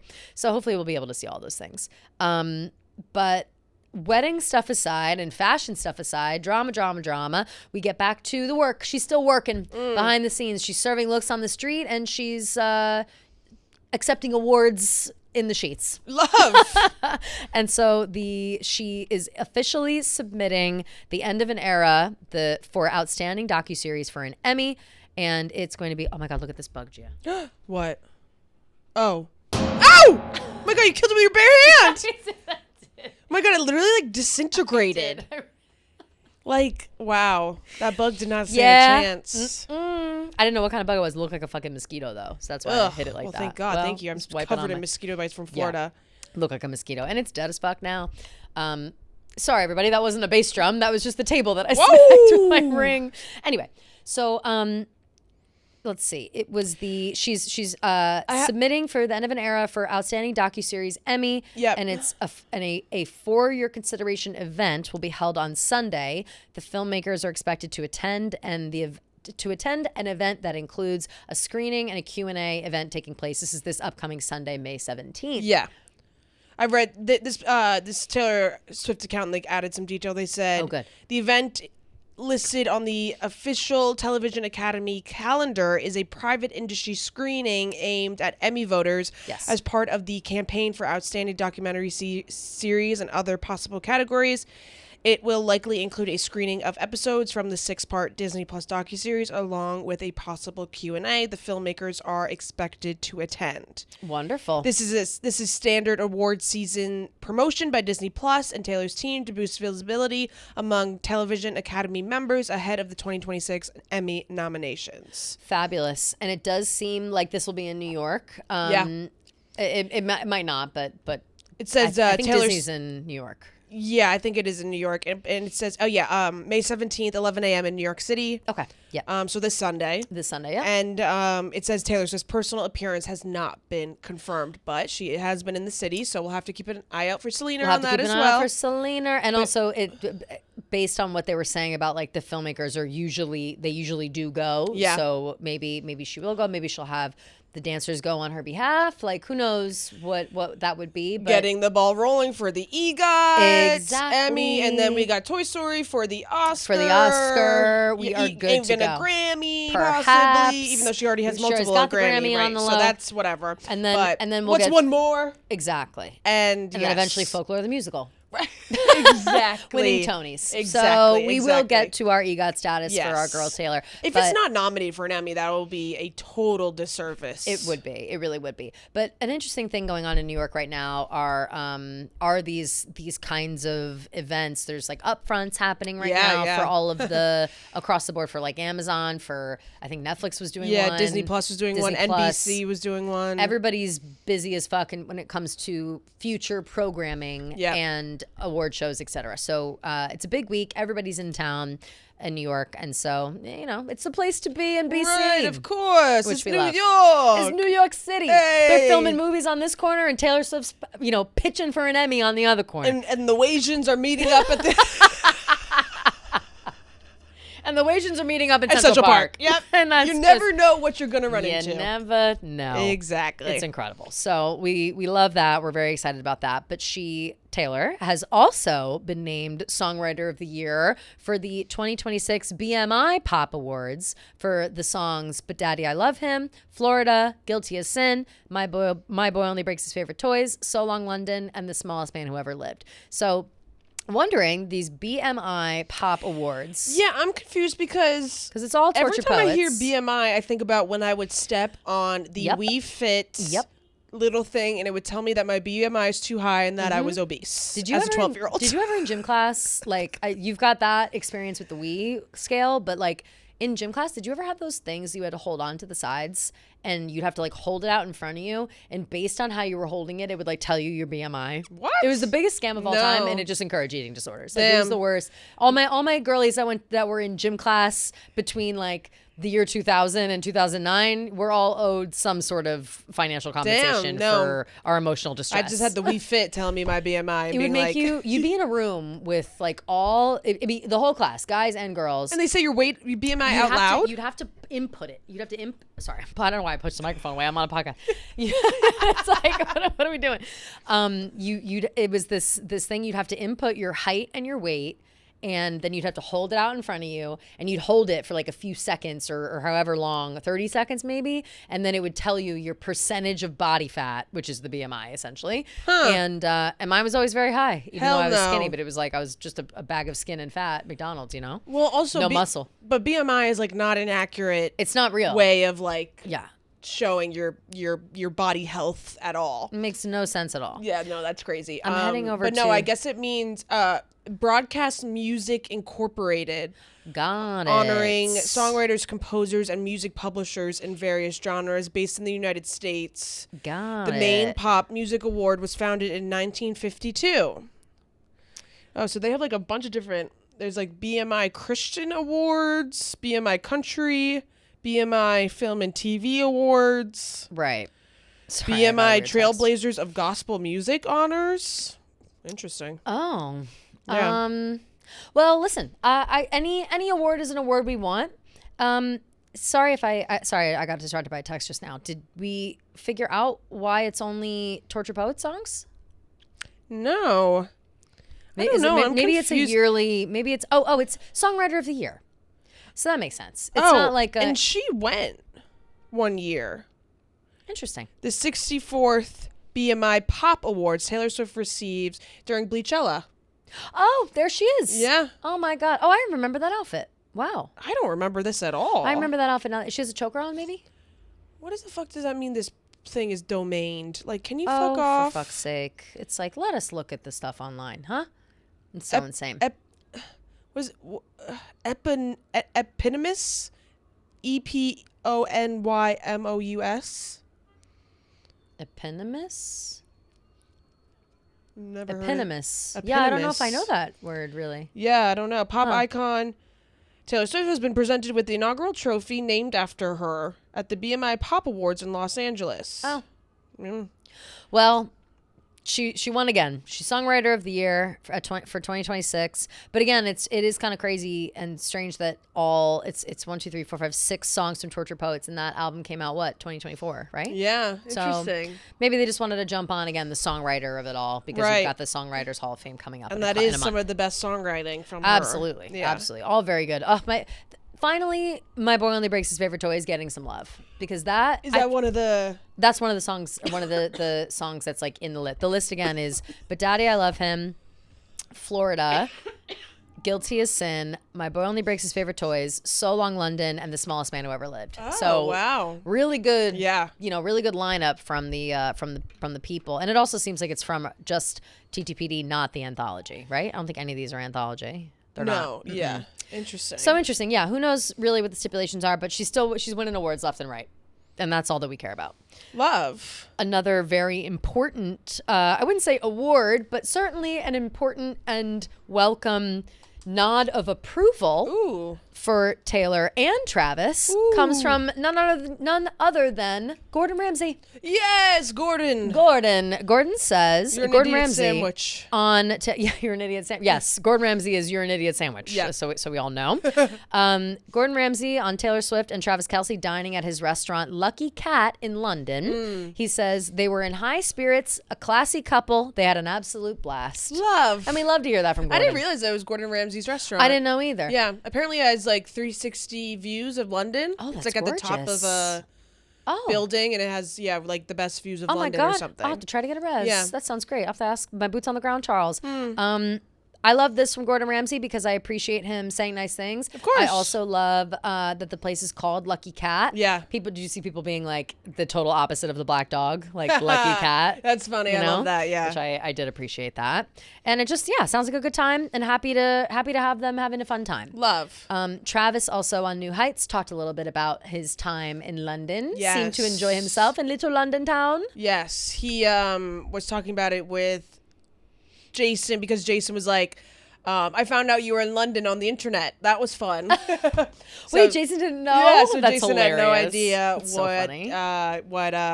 what Travis and Taylor were up to. That's so He funny. said that London is fun. He said, for the most part, had some really good food and enjoyed some plays. Saw Sadie Sink and Noah Jupe in... he said, I believe Noah Jupe is his name. He's fucking phenomenal as Romeo. Sadie was as Juliet as well. Gorgeous. And then he said that they had one of the most surprising meals he ever had when they visited Indian restaurant Gymkhana. Hopefully I'm not botching that How's it pronunciation. spelled? Gymkhana. I don't know if it's Wow. like Himkhana. Oh, you know what? This is, I think, like literally the #1 Indian spot. Yeah, in apparently it's London right now. Yeah. 2 Michelin starred Indian Oof. restaurant, London's Mayfair. Wait a minute. Shit. I'm like, don't I fucking? No, I've not been here. Yeah. But I think Rhea and Marty have been here. Oh, I think okay. they said that they went. Yeah, you know what? That's maybe where I recognize it from. Yeah. Because the name sounded familiar. Yeah. He said that they went there, and he said that it was fucking remarkable. He said every dish they brought out, I didn't ask a single question. I just dove in. The only questions I had to ask was how hot or how spicy the heat was because of the spice. Yeah. It says, and then he said, Fair, by the way. yeah. It says the Kansas City Chiefs tight end had been teased previously for his picky eating. And he said he went along with whatever the table was getting. Hell yeah. Adding that the group went more on the mild side when it came to the spice level. Jason acknowledged that his younger brother was a little bit upset that he was being called a picky eater on recent episodes. Oh no. And Travis said, it's not accurate at all, but it's fun to play around with because I was at one point. Travis said, giving his brother credit for initially changing his mind thanks to some half-price sushi. Ooh. I was hammered and you told me, dude, just eat this. You're going to love it. And I did. And then I love sushi ever since. Sushi's like, I can't go like more than a week without getting sushi now. I'm not doing this anymore. Then he said like, I'm not doing the whole Travis like only chicken fingers anymore. Oh, good. That's so funny. And then Jason credited Taylor with changing Travis's palate, saying, you didn't like food before you started dating Taylor. That's all I'm saying, which Travis called bogus. And then producer Brandon, a.k.a. intern Brandon, said, you flew out of the country to prove a point. You flew out of the country to prove me wrong personally. And I say you're welcome. I got you out there, which is very funny. That is really, really funny. Yeah. And apologies to Travis for making fun of him for being a picky Sorry, eater. Travis. Sorry, Trav. It hurt your feelings. Yeah, but we're I'm very sorry. happy that you got to go to Gymkhana. That's Seriously, incredible. it seems like you've grown out of the picky eating. Yes. I'll tell you what, Indian food. Whew, once you figure out what you like and what you want to order, it's fucking delicious. It is truly some of the best food. I'm really drooling. Oh my God. And if you're like, it's a really good spot too if you're a vegetarian. I feel like there's a lot of, For sure. surprisingly a lot, like paneer. You can get in the same way that you get. What's like the chicken everybody gets with the orange? Tikka masala? Tikka masala. You can get paneer tikka masala, and it's like cheese. It's little cubes of cheese. Fucking delicious. So I've tried that recently. And I was like, wow, I love that. Obviously the typical stuff you get, but there's so much variety. And don't be afraid of the spice. Like there really isn't. Like there are levels to the spice. Yeah. I cannot even handle a second of spicy food. No, I have can't. such a low spice tolerance, and Me I feel too. like It's the most worst. Indian restaurants don't like let you kind They'll of let you know. pick and choose. Like It's also, I think, important to note that Indian spice, and again, this is for people who have not tried this before. If you've had Indian food before, like, you know the vibe. But people that have not tried it before, Indian spice is a different kind of spice than like Mexican spice or like hot peppers or like that kind of spice. For sure. To the point where like I can't handle Mexican spice, but I can handle Indian spice. It's just like a different, it's how some people can do wasabi, but they can't do this or that. Right. So give it a try if you never have, and be like Travis and expand your palate. Delicious. I just said lum Lum. because I was going to say love and yum. And both of those things are true. Yes. Love and yum. And wow, good delicious. for them. Did you see that Gordon Ramsay's under some heat? No. Oh my God, no. Because he's a dick again? He didn't do anything, but I guess like this woman went to one of his restaurants and like the person next to them had their dog and they were like letting the dog like go pee and poop on like a pee pad at the restaurant. And like, I mean, that's fucking it's disgusting. Insane. What? And then like Gordon Ramsay like kind of brushed the whole thing off and was like, oh, that didn't happen. She's making it up. And then she like had video evidence. Oh my God. Yeah. Well, to be honest, not to defend Gordon Ramsay, if I hear that, I'm like, that's a made up story. Yeah, right. Who in their right fucking mind would do that? Yeah. So has he since been like, oh yeah, that's actually fucked up? I don't know. I'll have to look into it. But it was coming up on my For You page. Gordon Ramsay restaurant. Dog just like pee-pee. Yeah, I don't know. ignoring customer complaints. I mean, that sounds literally made up. Like that's so fucking disgusting, and insane. I used to have a friend that would do that shit, that she'd like bring the dog, not like the pee pad thing. That's a whole other level. I never would have allowed that, being at the same table, but she like brought her dog, like had like a separate little food thing and a water thing, and was like setting it up at the table. And I was like, girl, what we're eating brunch right now. Yeah, like I get that you brought your dog, I get you got the whole fucking whatever, but like, what are we doing? No, it's too much. She had like a placemat for the dog. It's like, is this just from like the inside of your house? Yeah, like, that's crazy. This is his normal usual shit. Like, what are we doing here? Your bag is ludicrously capacious. Yeah. If you could fit that in there. That's crazy. No, that's a Succession not. reference. So too much. Keep an eye out for Gordon Ramsay. Yeah. And the drama. I'm sure if Gordon Ramsay lays his eyes on that video, he would disavow that in 2 seconds. There's no way he would let that fly in his kitchen or in his restaurant. Not a fucking chance.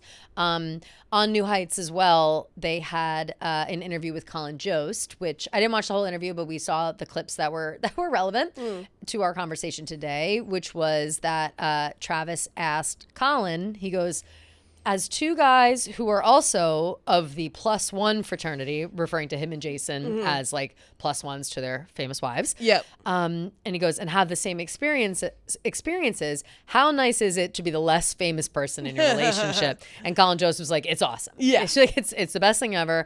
And but he kind of explained the difference, like for him, because he's on TV, people, like he's in people's living rooms and people feel like he's more approachable somehow, where it's like they just can go up to him, be like, what's up, man, whatever, for sure. blah, blah. But with Scarlett, she's so famous that people almost like don't believe that it's her. Yeah. And he gave 2 examples where the one was like, he's like, we'll be at like getting on a flight at the passport counter, like giving our passports, and the guy will be looking at our passport and be like, you does anyone ever tell you look like Scarlett Johansson? Like it's literally holding her passport with her name on it, but he's not so actually funny. believing it's her. Yeah.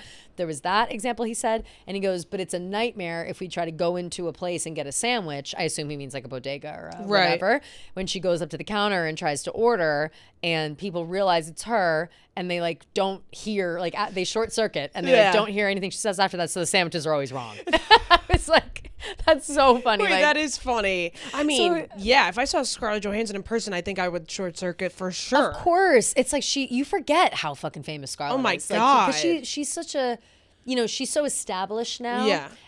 But she's famous like so many times over. She's been in so many cult classics. She's a tremendous actress. Yeah. And also she's in Marvel. You know what I mean? Right. It's like on top of it all, she's just one of the most famous people She's kind of ever. like an enigma almost. Totally. But she also just seems like so cool and normal. Absolutely. And like her and Colin like seem like so silly. And I love when she like comes on SNL and like dogs on Colin. It's 100%. always so funny. It's the best. Yeah, like that is like, it's kind of like being like the best friend of a famous person, or like being like the sister of a famous person. Like Sabrina Carpenter's friends or sisters who are always around. You get all the perks and you don't have to like worry about people being like annoying with you. Absolutely. Yeah.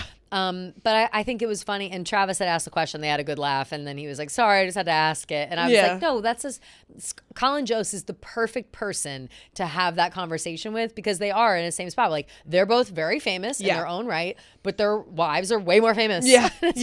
It's great. That is very funny. Something to bond over. Something to bond for sure. Also, just a quick mention for those who have or have not seen Devil Wears Prada 2 yet, and kind of looping back to the fashion of it all, there's a scene where Anne Hathaway is wearing a necklace. No, it's the whole movie. She's wearing it the whole movie? Yes, the entire movie, because I literally could not stop staring at it because I was like, it's so familiar. I think you did say that to me at one point, but I couldn't remember if it was the whole movie or not. It was because she was wearing like that pearl. She was like in some parts she's wearing it by itself, and then in some parts she's wearing it with like a pearl little like choker like layered. Vibe. Yeah, got it. Yeah.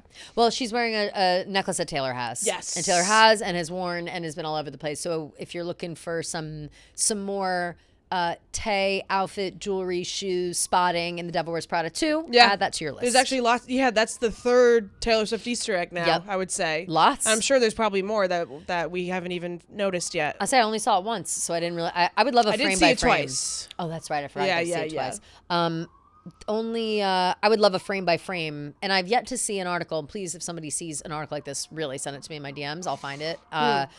Of someone breaking down like every single bit of fashion in that movie. Yeah, like, I feel like it's a huge undertaking to do looks, that. Yeah, like I'm sure that whatever analysis of the movie that will eventually come out, like that'll probably take a lot of time for that to come out. But I haven't seen it. They could do like a series and do like character by character. Yeah, I would love that. Yeah, so if you guys see stuff like that, send it to me. Yeah. All right, and a couple of non-Tay things before we get into our voicemails and DMs. We've got Connor Story, rumored to be in the new A24 Gracie Abrams movie, Please. Yes, and interesting. Gracie seems to be fueling the fires of the rumor. Oh, is she? Because she just posted a little photo dump carousel. Oh. And in one of the photos is her and Connor Story. Oh, looking very cute at the Met Gala. Oh, and don't they? Yes. And they do look cute. They do look very cute together. So, wow. Lots of comments being like, "Oh my God, you and Connor in this movie. Is this an Easter egg? Yep. Are you having fun teasing us? Of all course. These things, all the above." And she seems to be very excited to be rolling out her new album as well. There we go. We were literally just talking about how we hope Connor's Story has some good things lined up. So exactly, this I would categorize as a good thing. Absolutely, without question. And yeah, we were just saying like Hudson Williams is doing his projects, and we hope that Connor. So it sounds like, don't worry, they're both booked and busy. I'm sure that they're both booked and busy. I mean, who wouldn't want them? Who wouldn't, especially on now. Their projects, right? Yeah, especially now, totally. And on the heels of like another season of Heat of Rivalry coming, like you want these men in your films. Yeah, for you sure. Certainly for sure. do. So that's that. And then one other thing, kind of a random pivot, but something I found interesting and wanted to bring up.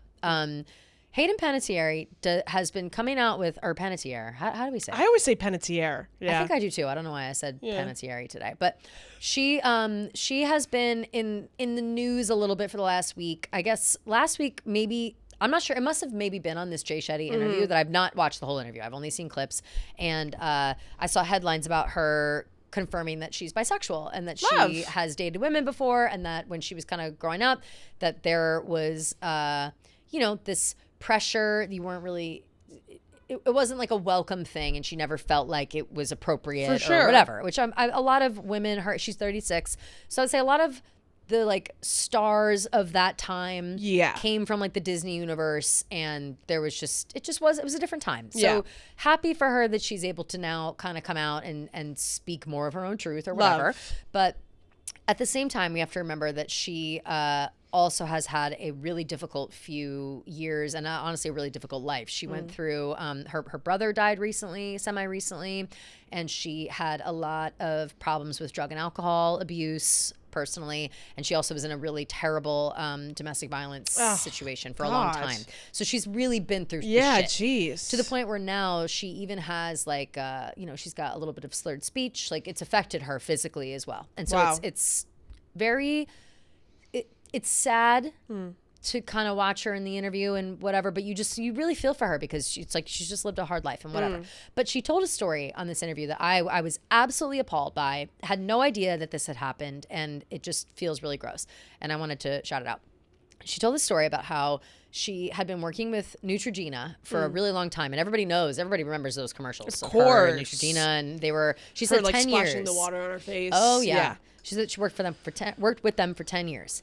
And then at one point, after she had her daughter or son, I can't remember, I think daughter, she was on The View, and there was a conversation about postpartum depression. And she went on in detail about how she struggled with it and how it was kind of one of those things that people ignore and they don't want to, which we all know. We've talked about it on this pod. We talked about it just as women in general. The book that we're reading for a book club touches a lot upon it. Exactly, which is also why I got my wheels turned with this. We're reading Yesteryear right now, and I kept reading last night. I kept listening, and it gets even more so. Like it becomes...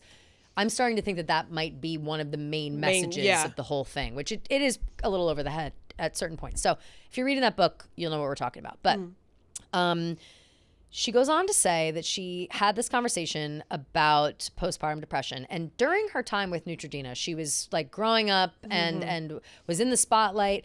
She said, every time I smoke a cigarette, there's a photo of it. Every time I'm drunk at a club, there's a photo of it. Like I was kind of a mess and I was documented constantly and they never said anything to me. I was never in danger of losing my job. Like it was all fine. But then I had this candid conversation about postpartum depression on The View, and they didn't re-sign me after that. She was like, it was very clear that she like was done with it, and they were like, we're not happy with it, but they couldn't obviously fire her. I think she said someone on her team was like, well, that's illegal or whatever. Like you can't fire somebody for that. And she was like, thankfully they're looking out for me, but they discontinued their partnership. And after 10 years, they weren't even like, thank you for 10 years of working with us. Thank you for whatever. They just kind of brushed under the rug and got her out of there. That's crazy. I know. I had no idea. Postpartum depression topic as well. Like she said it was the last thing I would have ever expected to be fired from a job over. That's crazy. And especially Neutrogena, who like I feel like is catered a little bit more towards women. Like I do feel like they have mostly women spokespeople. Because only women get acne, obviously. Right. Like that's always the thing. Yeah. And I feel like all their skincare stuff is all focused towards women. So like to drop someone over such a heavy topic that all women have to deal with, that's not controversial whatsoever. If anything, it needs to be talked about more. Absolutely, which is kind of also what she was saying. She was like, I just never, of course I would talk about that, my experience with it, hoping that it would make other women feel seen. That's like, disgusting. In what world would you not? So now I'm looking differently at Neutrogena. For sure. Like, I can't believe Get them banned. Get them banned. Yeah, we don't do that here. We don't do that here. We do not do that here. Now we're pissed. Yeah. Like, it's enough. Seriously. It's and now enough. I'm never going to buy Neutrogena face makeup remover ever again. Fuck it. Yeah. Absolutely not. I'll use my Tatcha. Exactly. And I love Tatcha. I like the Burt's Bees one. Love it. Yeah. I'll go Goop if I have to. Love it. But so yeah, it just kind of it opened the door to these feelings I was having, and I was seeing obviously the conversation online around it is very like, I can't believe Neutrogena would do this, or tagging Neutrogena, whatever. So I'll be curious to see if Neutrogena like says something about it. I guess she's never told this story before, right? So this is. Well, I hope that they're getting a lot of backlash. I hope so too, because it is so inappropriate, and however long ago this was, I don't actually know how long ago this transpired. But I do hope that they say something about it, because if it, as it is kind of they have a large female demographic, to ignore that part of your demographic, or to imply that you were trying to silence it, or it's not aligned with your brand. It's like, get with the fucking times. Yeah, that's moving very, very weird and like very misogynistic. It's very, very strange. Yeah. But also, speaking of weird and misogynistic, there is something happening in my real life, and I will not use names because it's too close to home. But a friend of mine has been dealing with a problem with childcare and working in an office because they're commuting in and out of New York City. She and her husband both. She ultimately always has to end up kind of leaving early, or something's going on, because her job, thankfully, her boss, I think, is a woman, and there's a lot of moms in the office and whatever. So they're a little more understanding when it comes to emergencies. Right. And obviously when you have children, especially when they're young, and her child is very young, he's like almost 2, like very young, stuff happens that you don't predict, and maybe you're late, maybe you're this, maybe you're that, whatever. The conversation has now turned into like, how really do you need to be in the office, especially if you're like commuting from far away, and blah blah blah. That's been a conversation now for a while.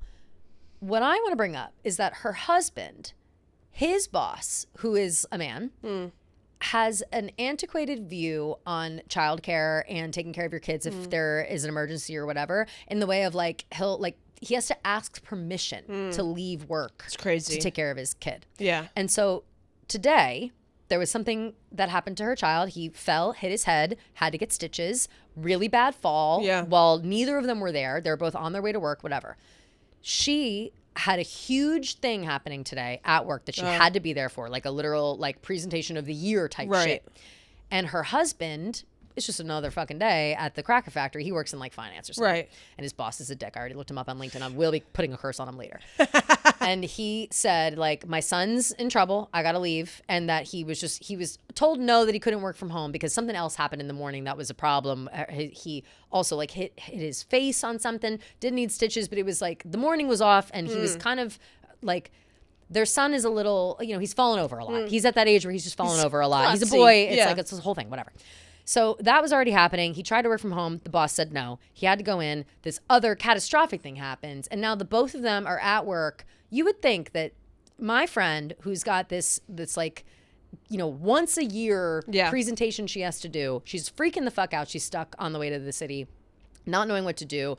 Her husband is there. He's like, can't even have a conversation with his boss because his boss says shit like, well, don't you have your childcare sorted out? Implying that like, can't your wife deal with it? Like that's the implication that they're getting. Disgusting. Is that like, what does it matter for him if like your wife can deal with it? Your wife can take care of it.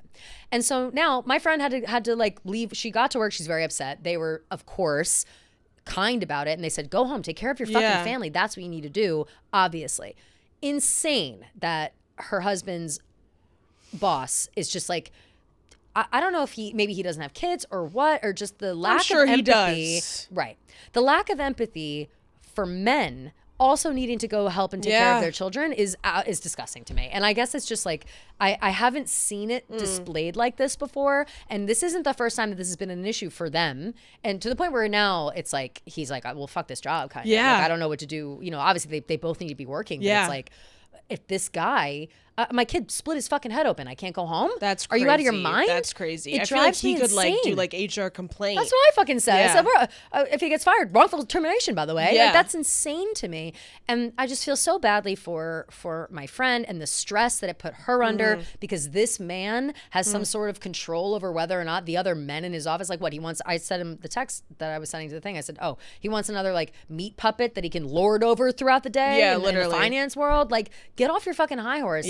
And it's just such an issue. And I just feel like mothers are disrespected, fathers are disrespected in the workplace. Like it's just, it's got to a point where I feel like people need to just respect parents and respect the people that are trying to make this world go round. You would think. And make it easier for them because they're doing a job that you probably don't want to be doing. Right. Like I have so much respect for parents because it's like, I don't want to be fucking doing that. Do whatever you want to do and whatever you have to do to raise your child because thank God you're raising somebody. Right. You know what I mean? It's just, I don't know. I had to yell about it because on behalf of them. Not to expand the conversation too much, but in a world where a lot of women's health is being resyndicated, a lot of laws in terms of women's health are being resyndicated in terms of abortion care, or rescinded, in terms of abortion care and things of that nature, birth control. You don't want us to have, you want us to have all these kids, but when it comes to childcare and respecting mothers and respecting taking time off and how expensive childcare is and things of that nature,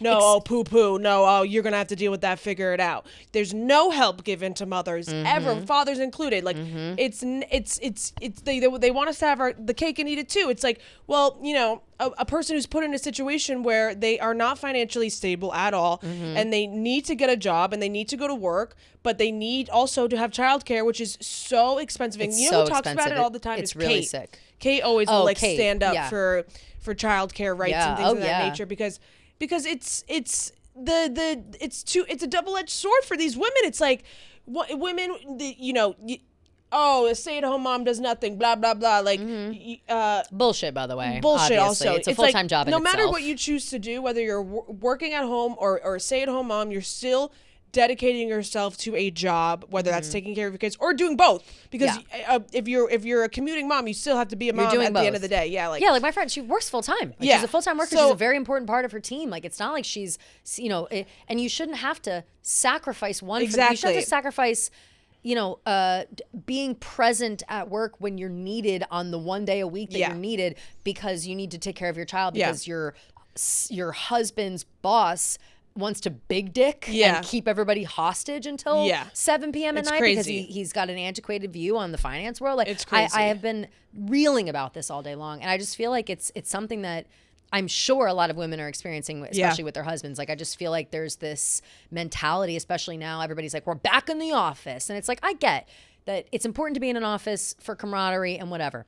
But if you've got young children, and the childcare thing is such an issue when it comes to like, and this is what my friend's been dealing with, like that he has a nanny for certain days, and he goes to like a daycare, but the daycare closes before they can even get home from the commute. Most because daycares close at like 3 p.m. Yes, or even 6 o'clock is too early for a daycare to close for some people, especially if you're close enough to a major city where you clearly commute into the city. Like they get stuck to the point where they have to, it's family members, siblings, this, that, whatever. Anyone on earth, it takes a village always, but it's like, wouldn't it just be nice if they could leave an hour earlier or whatever? And one of my other very close best friends just dealt with something like this in a very similar way. Like, she has to go in a couple of times a week, but when she does go in, she has to leave at like 4 because the traffic is so fucking bad, so she can pick up her like 1-year-old. And there was like another woman, it's woman on woman crime too. There's like another woman being like trying to police her for when she's leaving. It's like, and then they'll do this. They'll be like, well, I'm a mother and I figured it out. That's another horrible person. Like, there's so many people working against you. Must be nice. For real. Yeah. There's so many people working against you. And it's like, I don't know. And I know our Taylor Watch people are not like this, but if you have experienced this, I feel like, no, you're not alone, and no, it's a fucking problem. And I feel like the men of it all is starting to really like, the more stories I hear about that really pisses me the fuck off. Yeah, I'm sure that boss was like, can't your wife deal with it? Literally. Yeah. He says under the guise of like, you don't have childcare, you don't have like whatever. It's like, oh, what about, aren't you married? Like he'll say stuff like that. He's like he's with the person doing the childcare. Right. But I need to be there because he's my son. Like, it's just crazy. So crazy. But it was like literally a family emergency, and he was feeling like he was in danger of losing his job if he went to go take care of his child. And like, thankfully my friend was able to go home, and she works for a place that was, accommodating in that way. But she's beating herself up now because she has to like remote come into the biggest thing of the year, and like whatever. She's so fucking stressed. And it's like, if her husband was allowed to leave his fucking job, then none of this would have been a problem. You know, it's just sick. It's just sick behavior. So the Hayden thing made me think about it. The book we're reading made me think about it. So I've got the moms on the brain, and I've got the dads on the brain too. Ugh, justice for the moms and the dads. We see seriously. You. And we're sorry. Yeah. It's just like, it's so fucked. It's so fucked. For as much as they, really want people to be having kids, they like the government really does not respect it's not families that are, trying to make it work, trying to put food on the table, trying to make money for their family. And it's like, oh, I don't know how anyone affords it. I really don't. That's why I really like Zoran and the universal child care that he's trying to implement in New York City. If that works, there's no doubt about it being like the best thing that's ever happened. The problem, and I would love for that to happen. I think that he certainly seems to be uncovering a lot of bullshit, which is nice. And however he's packaging it to us, whether it's, I don't know, whatever it is, that's one of those things that a lot of mayors have promised and a lot of people like to bring up because it's a huge issue, but it's a real life issue. Especially in New York City. I feel like it's so many working parents. It's entirely, especially people who work in the service industry, who work odd hours. Right. Like that I think is the crux of it all. It's like, people don't have the luxury to just leave in the middle of the day to go pick up their kid. Like, that's crazy. Yeah. But I would love if that were to work out the way that it's supposed to, and that would be a massive, massive victory for anybody.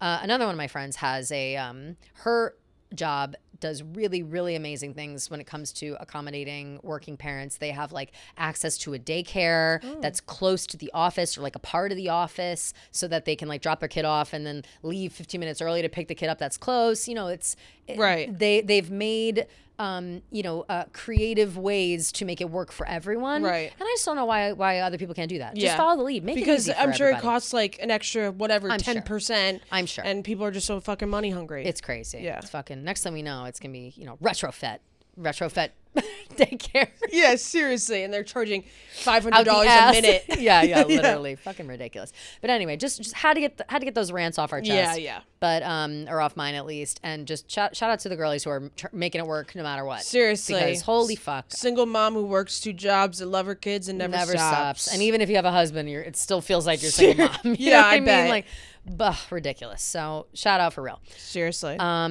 Okay. Now all that's done. Shall we get into voicemails and DMs? Yes, let's do it. Yay. Oh, quickly, can I go through my little yeah, list of that I course. compiled? Yes.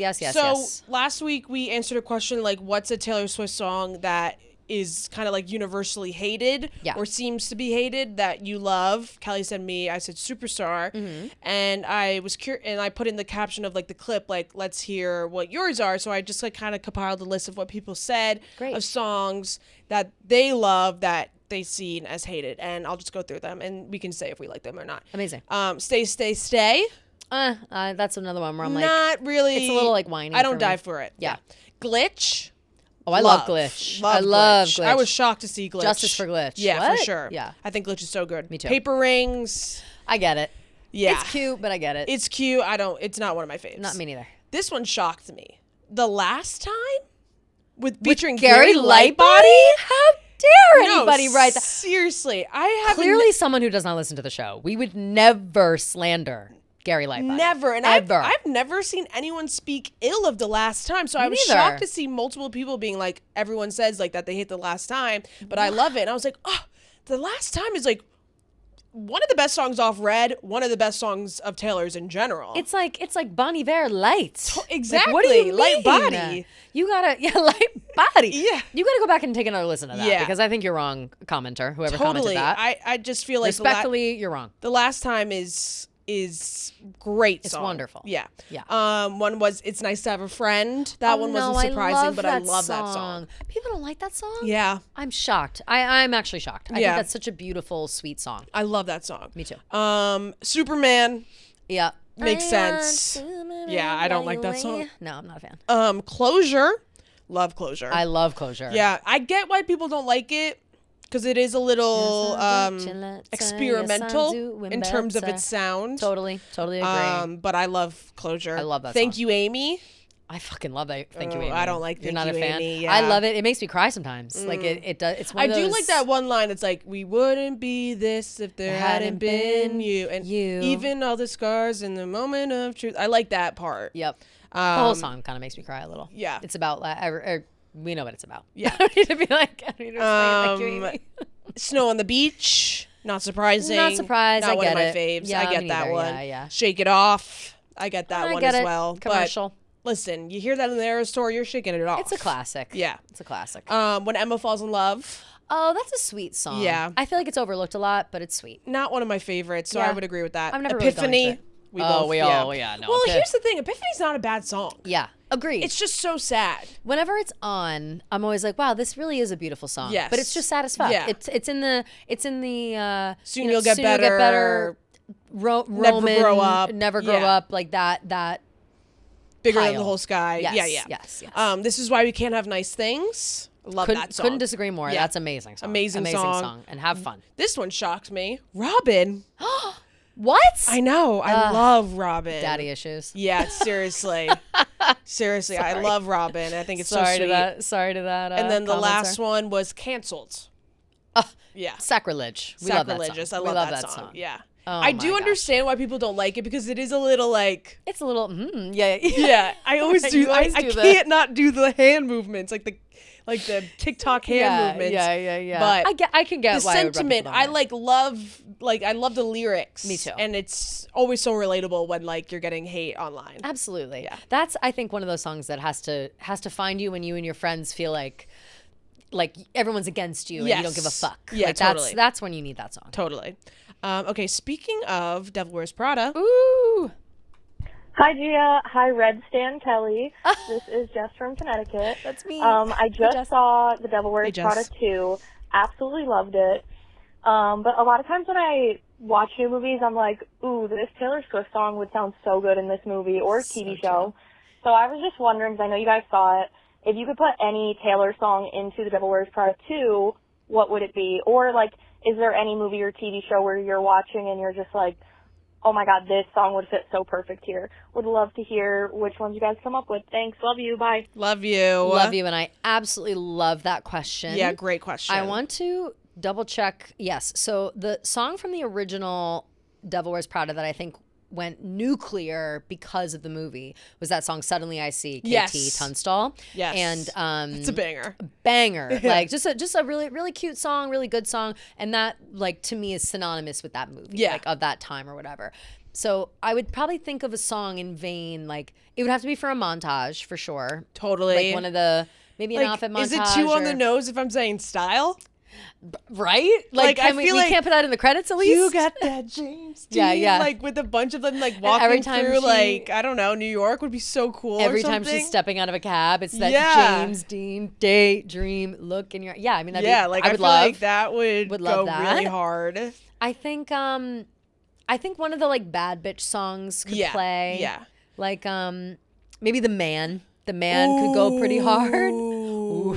Yeah. Oh my God. I have chills literally. Think about, again, no spoilers, but when it's like Andy and Miranda and they're flying back from Milan at the end of the movie and it's like, or like, I'm so sick of running. Totally.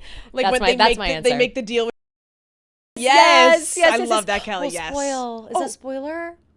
Oh, is it? I kind of think so. Is it still okay, too soon? I'll cut. Just bleep it. Oh, yeah. When they make the deal with bleep. Bleep, Yeah. That's funny. Oh, that's the best part though. Like that would just be so good. Totally. And if you're I can't really think of any like TV or movies that like come to mind when I'm thinking like, ooh, Taylor would be so good. But we just read The Favorites for book club, and they talk about The Last Time by Gary Lightbody. Yes. And so if you're looking for some like Taylor inclusions in some media, definitely read that book. It's also very good. They skate to it, right? Don't they? Yeah, it's like they're like one of their final songs. That wasn't Drake. Why is Do Not Disturb by Drake playing? What the hell? How did that even happen? Sorry, y'all. The fuck, Drake? Okay, get out of our world. This one is funny. This one's a quick one. Love. Hi, Kelly and Dia. This is Eduardo, and I am calling because I want to give justice for I Can Fix It. No, really, I can. I thought I was the only fan, but when that other girl called a couple weeks ago, I was like, yes, finally understands. Love that song so much. And that's all I just wanted to say. I love you guys. Keep up with the podcast. I listen to you guys religiously. Don't ever stop. That is all. Thank you. Wait, one thing that I love about this show is that we're bringing all of the I Can Fix Him stands together. Yes, like I Can Fix Him, No Really I Can stands. Rise up. Yes. This is your safe space. Yes. You can be here. We support you. We hear you. We see you. We may not understand. We may not agree. But we see each other. Yes, we appreciate your passion and we'd love to encourage it. So yes. all of the I Can Fix It, No Really I Can stands, like please come through. But I don't disagree about it being like a bad song. It's the same one where it's like if you're listening in the right mood, it's short. It's not a bad. The lyricism I love. Like Agreed. I think it paints a beautiful picture of like, you know, a lot of like similes and metaphors and things of that nature. It's more just the arrangement of the song. It's just like the style I'm just not into. Yeah, because it's not really like, it's almost like not a song. It's almost like a written, or a spoken song, should I say? Exactly. It feels more poetic than most, and it's only like a minute and a half, right? It's like a super short little like 2 choruses, 2 stanzas, not even a bridge, right? Yeah. Like it's just a quick little thing. So listen, if you want to let your freak flag fly for I Can Fix Them, No Really I Can, we support you. We support it. Yep, 10 toes down Shout for you, out. Eduardo, and the queen that called last week. Yes. Hey, Kelly. Hey, Gia. I want your thoughts on a couple questions. Ooh. So Taylor's been out and about very recently showing a lot of very cute looks. Yeah. Oh, my God. It is Wednesday night, and I just saw a picture of her on Instagram in the cutest white dress, giving very bridal. I want to know your guys' thoughts on all of these new styles and looks and outfits and all the things, because I can't get enough of it. I am loving it so much. People are clowning that it, means, a new album, all this shit. I don't think so. I think that she's just wanting to look cute and be stylish and sexy and hot, because she is. Hell yeah. But want your guys' thoughts on some of these looks and appearances that she has made. And also another question for you too. Who do you think will marry Taylor and Travis? Like who do you think will be the officiant of their wedding? Because I can't place a finger on who I think it'll be because that is quite a tall order. Yes, it is. For that person, whoever that ends up being. I love you guys so much. Love you. Love you too. And I look forward to your episodes twice a week. You guys make my week. And you guys are some of the only squishy friends that I have in my life. Oh my God. Semi-talk to on a regular basis because, well, you do podcasts and I can't really talk to you. But Hell yeah. right now. We're talking right now. Great. We're literally having fun. Okay, I'm rambling and I love you guys so much. Bye. Bye. We love you, Queen. Thank you so much for calling in. That's amazing. Number one, I want to answer her question, her second question first. Yeah. Who's going to marry them question. Yeah. Why not Beyonce?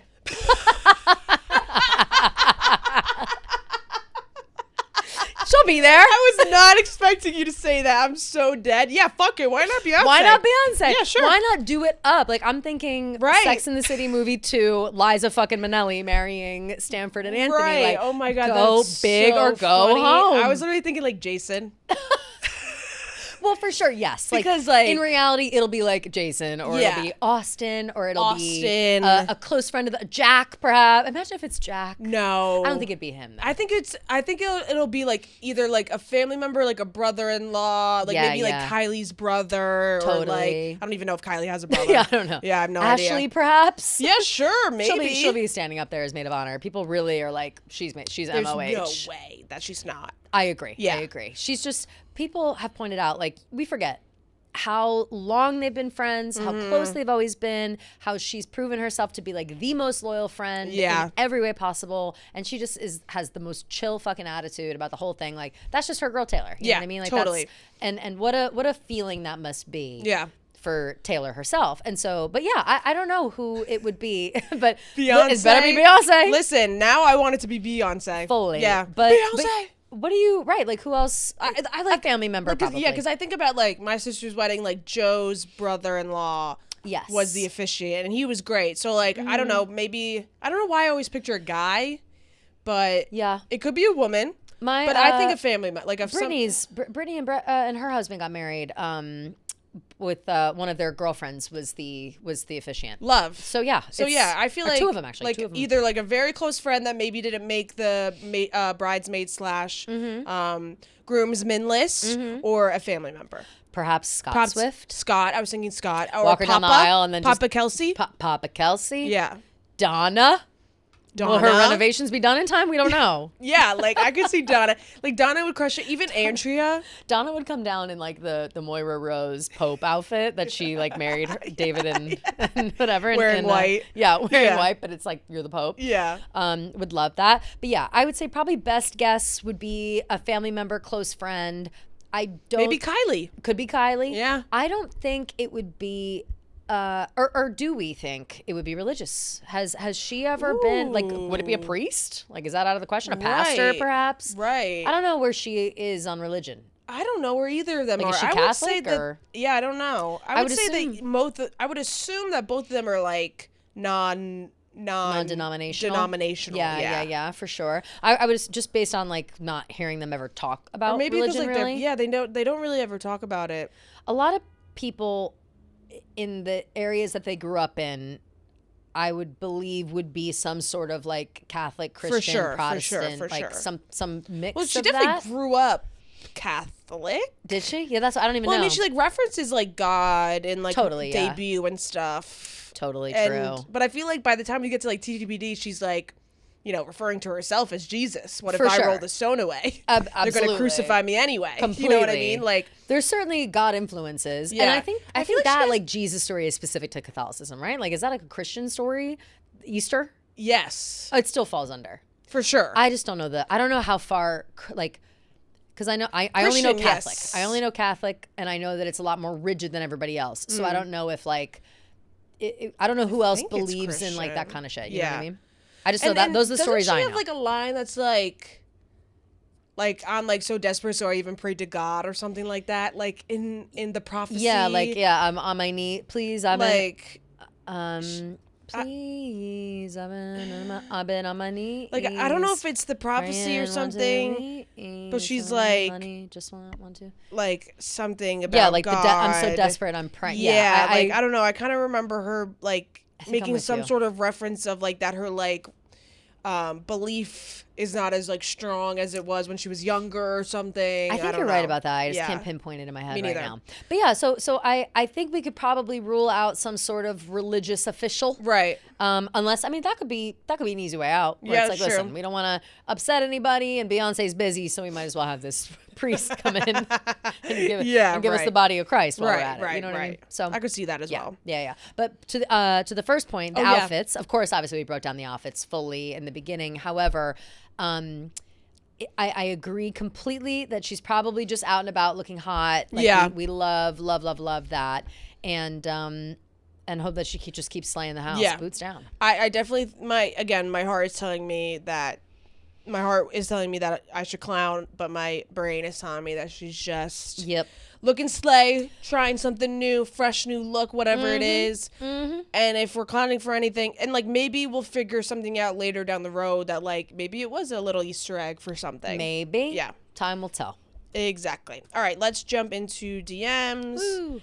Someone said, when dealing with a friend or partner who says they don't like Taylor Swift, what are your go-to 3 songs that you believe could change their mind? Oh, wow. I feel like we get a variation of this question a lot, and it's a really difficult question to answer only because I think it's important to pick songs based on the person you're trying to impress. Yeah, rather than what you think is her best. Because if it's up to us, it's like, we're going to Lakes, Cowboy Like Me, and fucking, and 22 for the nostalgia. It's like, whatever. But I would say if you have someone who's maybe into like rock music or into, I try to think of songs that I always send my dad. Like I told my dad about Actually Romantic. I was like, you'll like this song because you like that kind of, you like an electric guitar. Right. You know what I mean? But I think it totally depends on who you're trying to impress. Totally. Sorry. Ooh. Bless. Thank you. The pollen in the air is so. It's insane. That's another thing my about nose New York has been stinging all day. My eyes. I got glasses. I have my contacts in, but my eyes are so fucking puffy from allergies that on Monday I came in here. I don't know if you saw clips. I'm mortified. Clips from Out and About, and we interviewed Haley, Mrs. Dow Jones, one of Pat's close friends who wrote a book.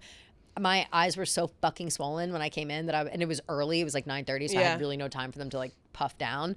I was like, this is a nightmare. And all the clips, it's like I look like Butthole Eyes, Pete Davidson. Like I look fucking crazy in the clips. And my allergies been kicking my ass. Same thing happened to me. I had major allergy attack, and we were doing like a 10 a.m. dozen. Yeah. Oh, and people were DMing me like, why were you having a mental breakdown during the dozen? I was like, no, because everyone thought I was crying. Right. Well, right. It's like, because my eyes hurt so bad, the pollen. Anyway, sorry. But I don't know. I feel like allergy detour. I think I would pick like one top hit. Yeah. I'd say like maybe like Fate of Ophelia.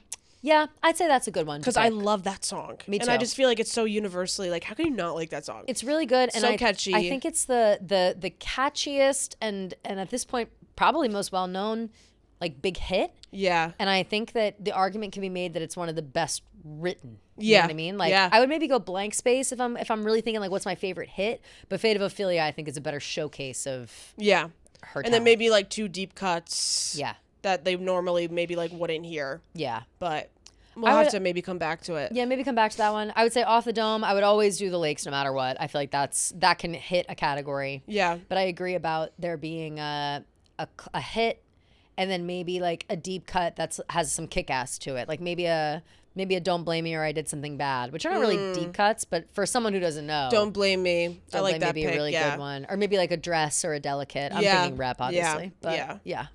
New Year's Day, maybe. Ooh, love. Sweet one.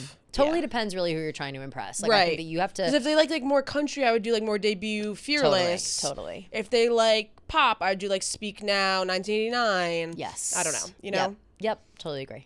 Next one. Hello, my queens. New show to watch on Amazon Prime called Off Campus. Oh, we just heard about this. Yep. Curious if y'all are watching. There are some Tay mentions, but the show is around a music composer and a hockey player. Super cute and curious on your takes. Love what you do and appreciate you both. Aw, thank you so much. much. You. Thank you for that nice message.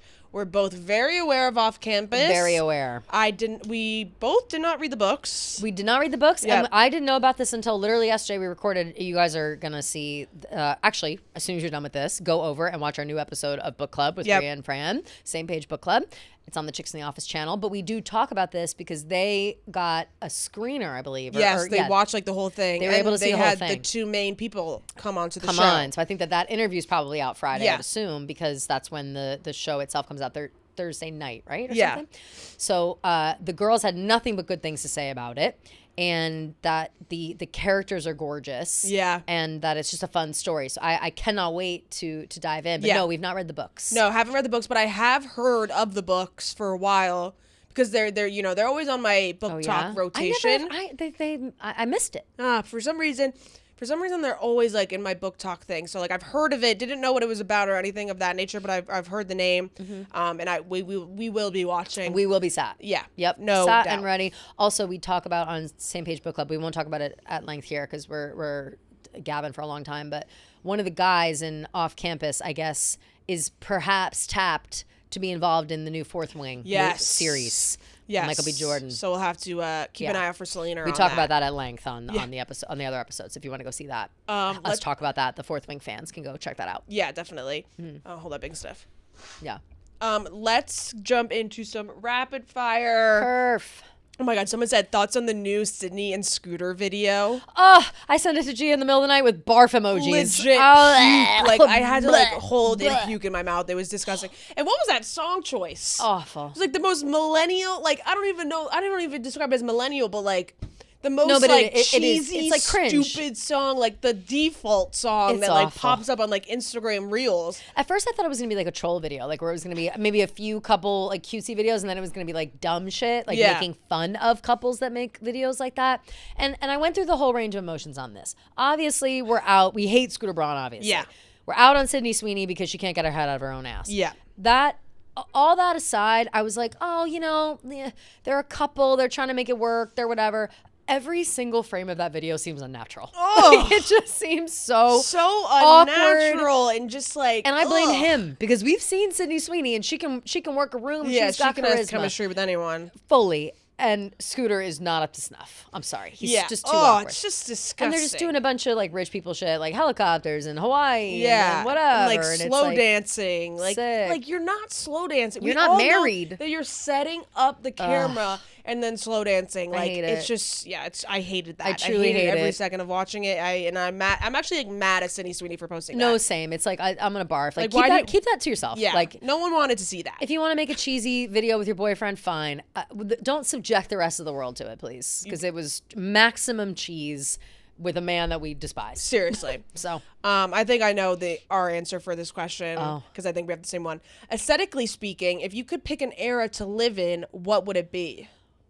3, 2, 1. Midnights. Oh, wow. Wait, you know what though? Midnights is right. Yeah. That's the right answer. I totally thought you were going to say Midnights. I say TTPD only because I love the black and white of it all. And I'm such a black and white girly. And like the typewriter and I love the like old style vibes. Poet. Yeah. You are correct though with Midnights. Yeah. That is where I'd want to be. Celestial. I want both, by the way. Can I just have both? Can we have both? Can we do Midnights Midnights like at Monday night through Friday? Is TTPD weekends or midnights? Yes. Yeah. That's I think what we can do. Because we're studious in the week. We're working women. Right, exactly. Yeah. We have to write our poems and perform. We need to swirl them into all of our poems. Exactly. And we can only do that from with a Midnights outfit on. I can't swirl. Right. Otherwise. Totally. Yeah. And I want to be hanging from the rings of Saturn. Absolutely. Yeah. Ooh, this is a good question. Number 1 song you want the date of when it was written and recorded? Wow. Great question. Such a good question. I feel like it would have to be like something from Midnights. Totally. And I feel like The Great War? The answer, The Great War would be a great one. I would love to know about that. I would say probably the one I would have wanted to know the most was You're Losing Me, but Jack Antonoff told us. He said it was on this date at this time. In this location. And this is who it was about also. Yeah, that's so funny. So yeah, either that or, you know what? Maroon. Ooh, I want to know Maroon. Yeah. Bad. I would say anything from Midnights. Because that was such a like interesting, tumultuous time. Completely. And a collection of sleepless nights. So it really could be, all of those songs could apply anywhere. Right. And I think that it can either be assigned to a time in her life, an experience in her life, a person in her life, whatever. Like, the way that it was presented to us is a collection of sleepless nights and whatever, blah blah blah. It's up to so much interpretation. So yeah, I would say Midnights is the golden goose for wanting to know dates and names and dates, and I choose Maroon personally. Nice. Yeah. Okay. Yeah, and I think I'm gonna go The Great War. Someone said tell Kelly to bring her newsletter back. That is so sweet that you're asking. Yeah. That's so nice. I've thought about it 1,000 times, and here is what I'm curious about. And Gia, I would like your advice on this as well, or your thoughts on this as well. So we have a newsletter system at Barstool already. That's like an internal Barstool newsletter or whatever that I do have. All these people have subscribed to. Right. I would like to get that list of subscribers. It's locked from my view to download because it's you got to be an editor. I can ask Hubs or whatever. And the only reason I would do that is if I were to maybe perhaps start building a Substack. And here's the thing about Substack. I used to think, I've done a lot of research about it. I used to think it was just a WordPress, and essentially it would contradict what we do at Barstool, where we have our own newsletter system, we have our own website. Why would you not utilize it within? Yeah. Why would you use an outside party? Whatever. But now Substack has kind of turned into a community building social media space that I'm it might be useful to be in the newsletter space with other newsletter people. Because that was the whole reason I started the newsletter, because I was noticing that people my age were starting newsletters, and people were really, and I got a fuck ton of subscribers to that newsletter. Yeah. More than I ever expected to. And then my confidence was ruined, so that's why I stopped doing it. But I have a running list in my phone constantly of things I want to write about on this newsletter. I just need to pull the trigger and do it. Yeah. But I will say that is I'm wondering if what I think, if we should do it the way that it was done, or if we should kind of revamp and get into this Substack community, and if that would be useful. What are you noticing people or girls kind of in your age range reading or participating in Substack? Honestly, no. I'll have to take a poll of my my non or non influencer people friends, my normal working friends. Yes. And see if they read Substacks. I don't think that they do. I've never heard any of them mention it ever.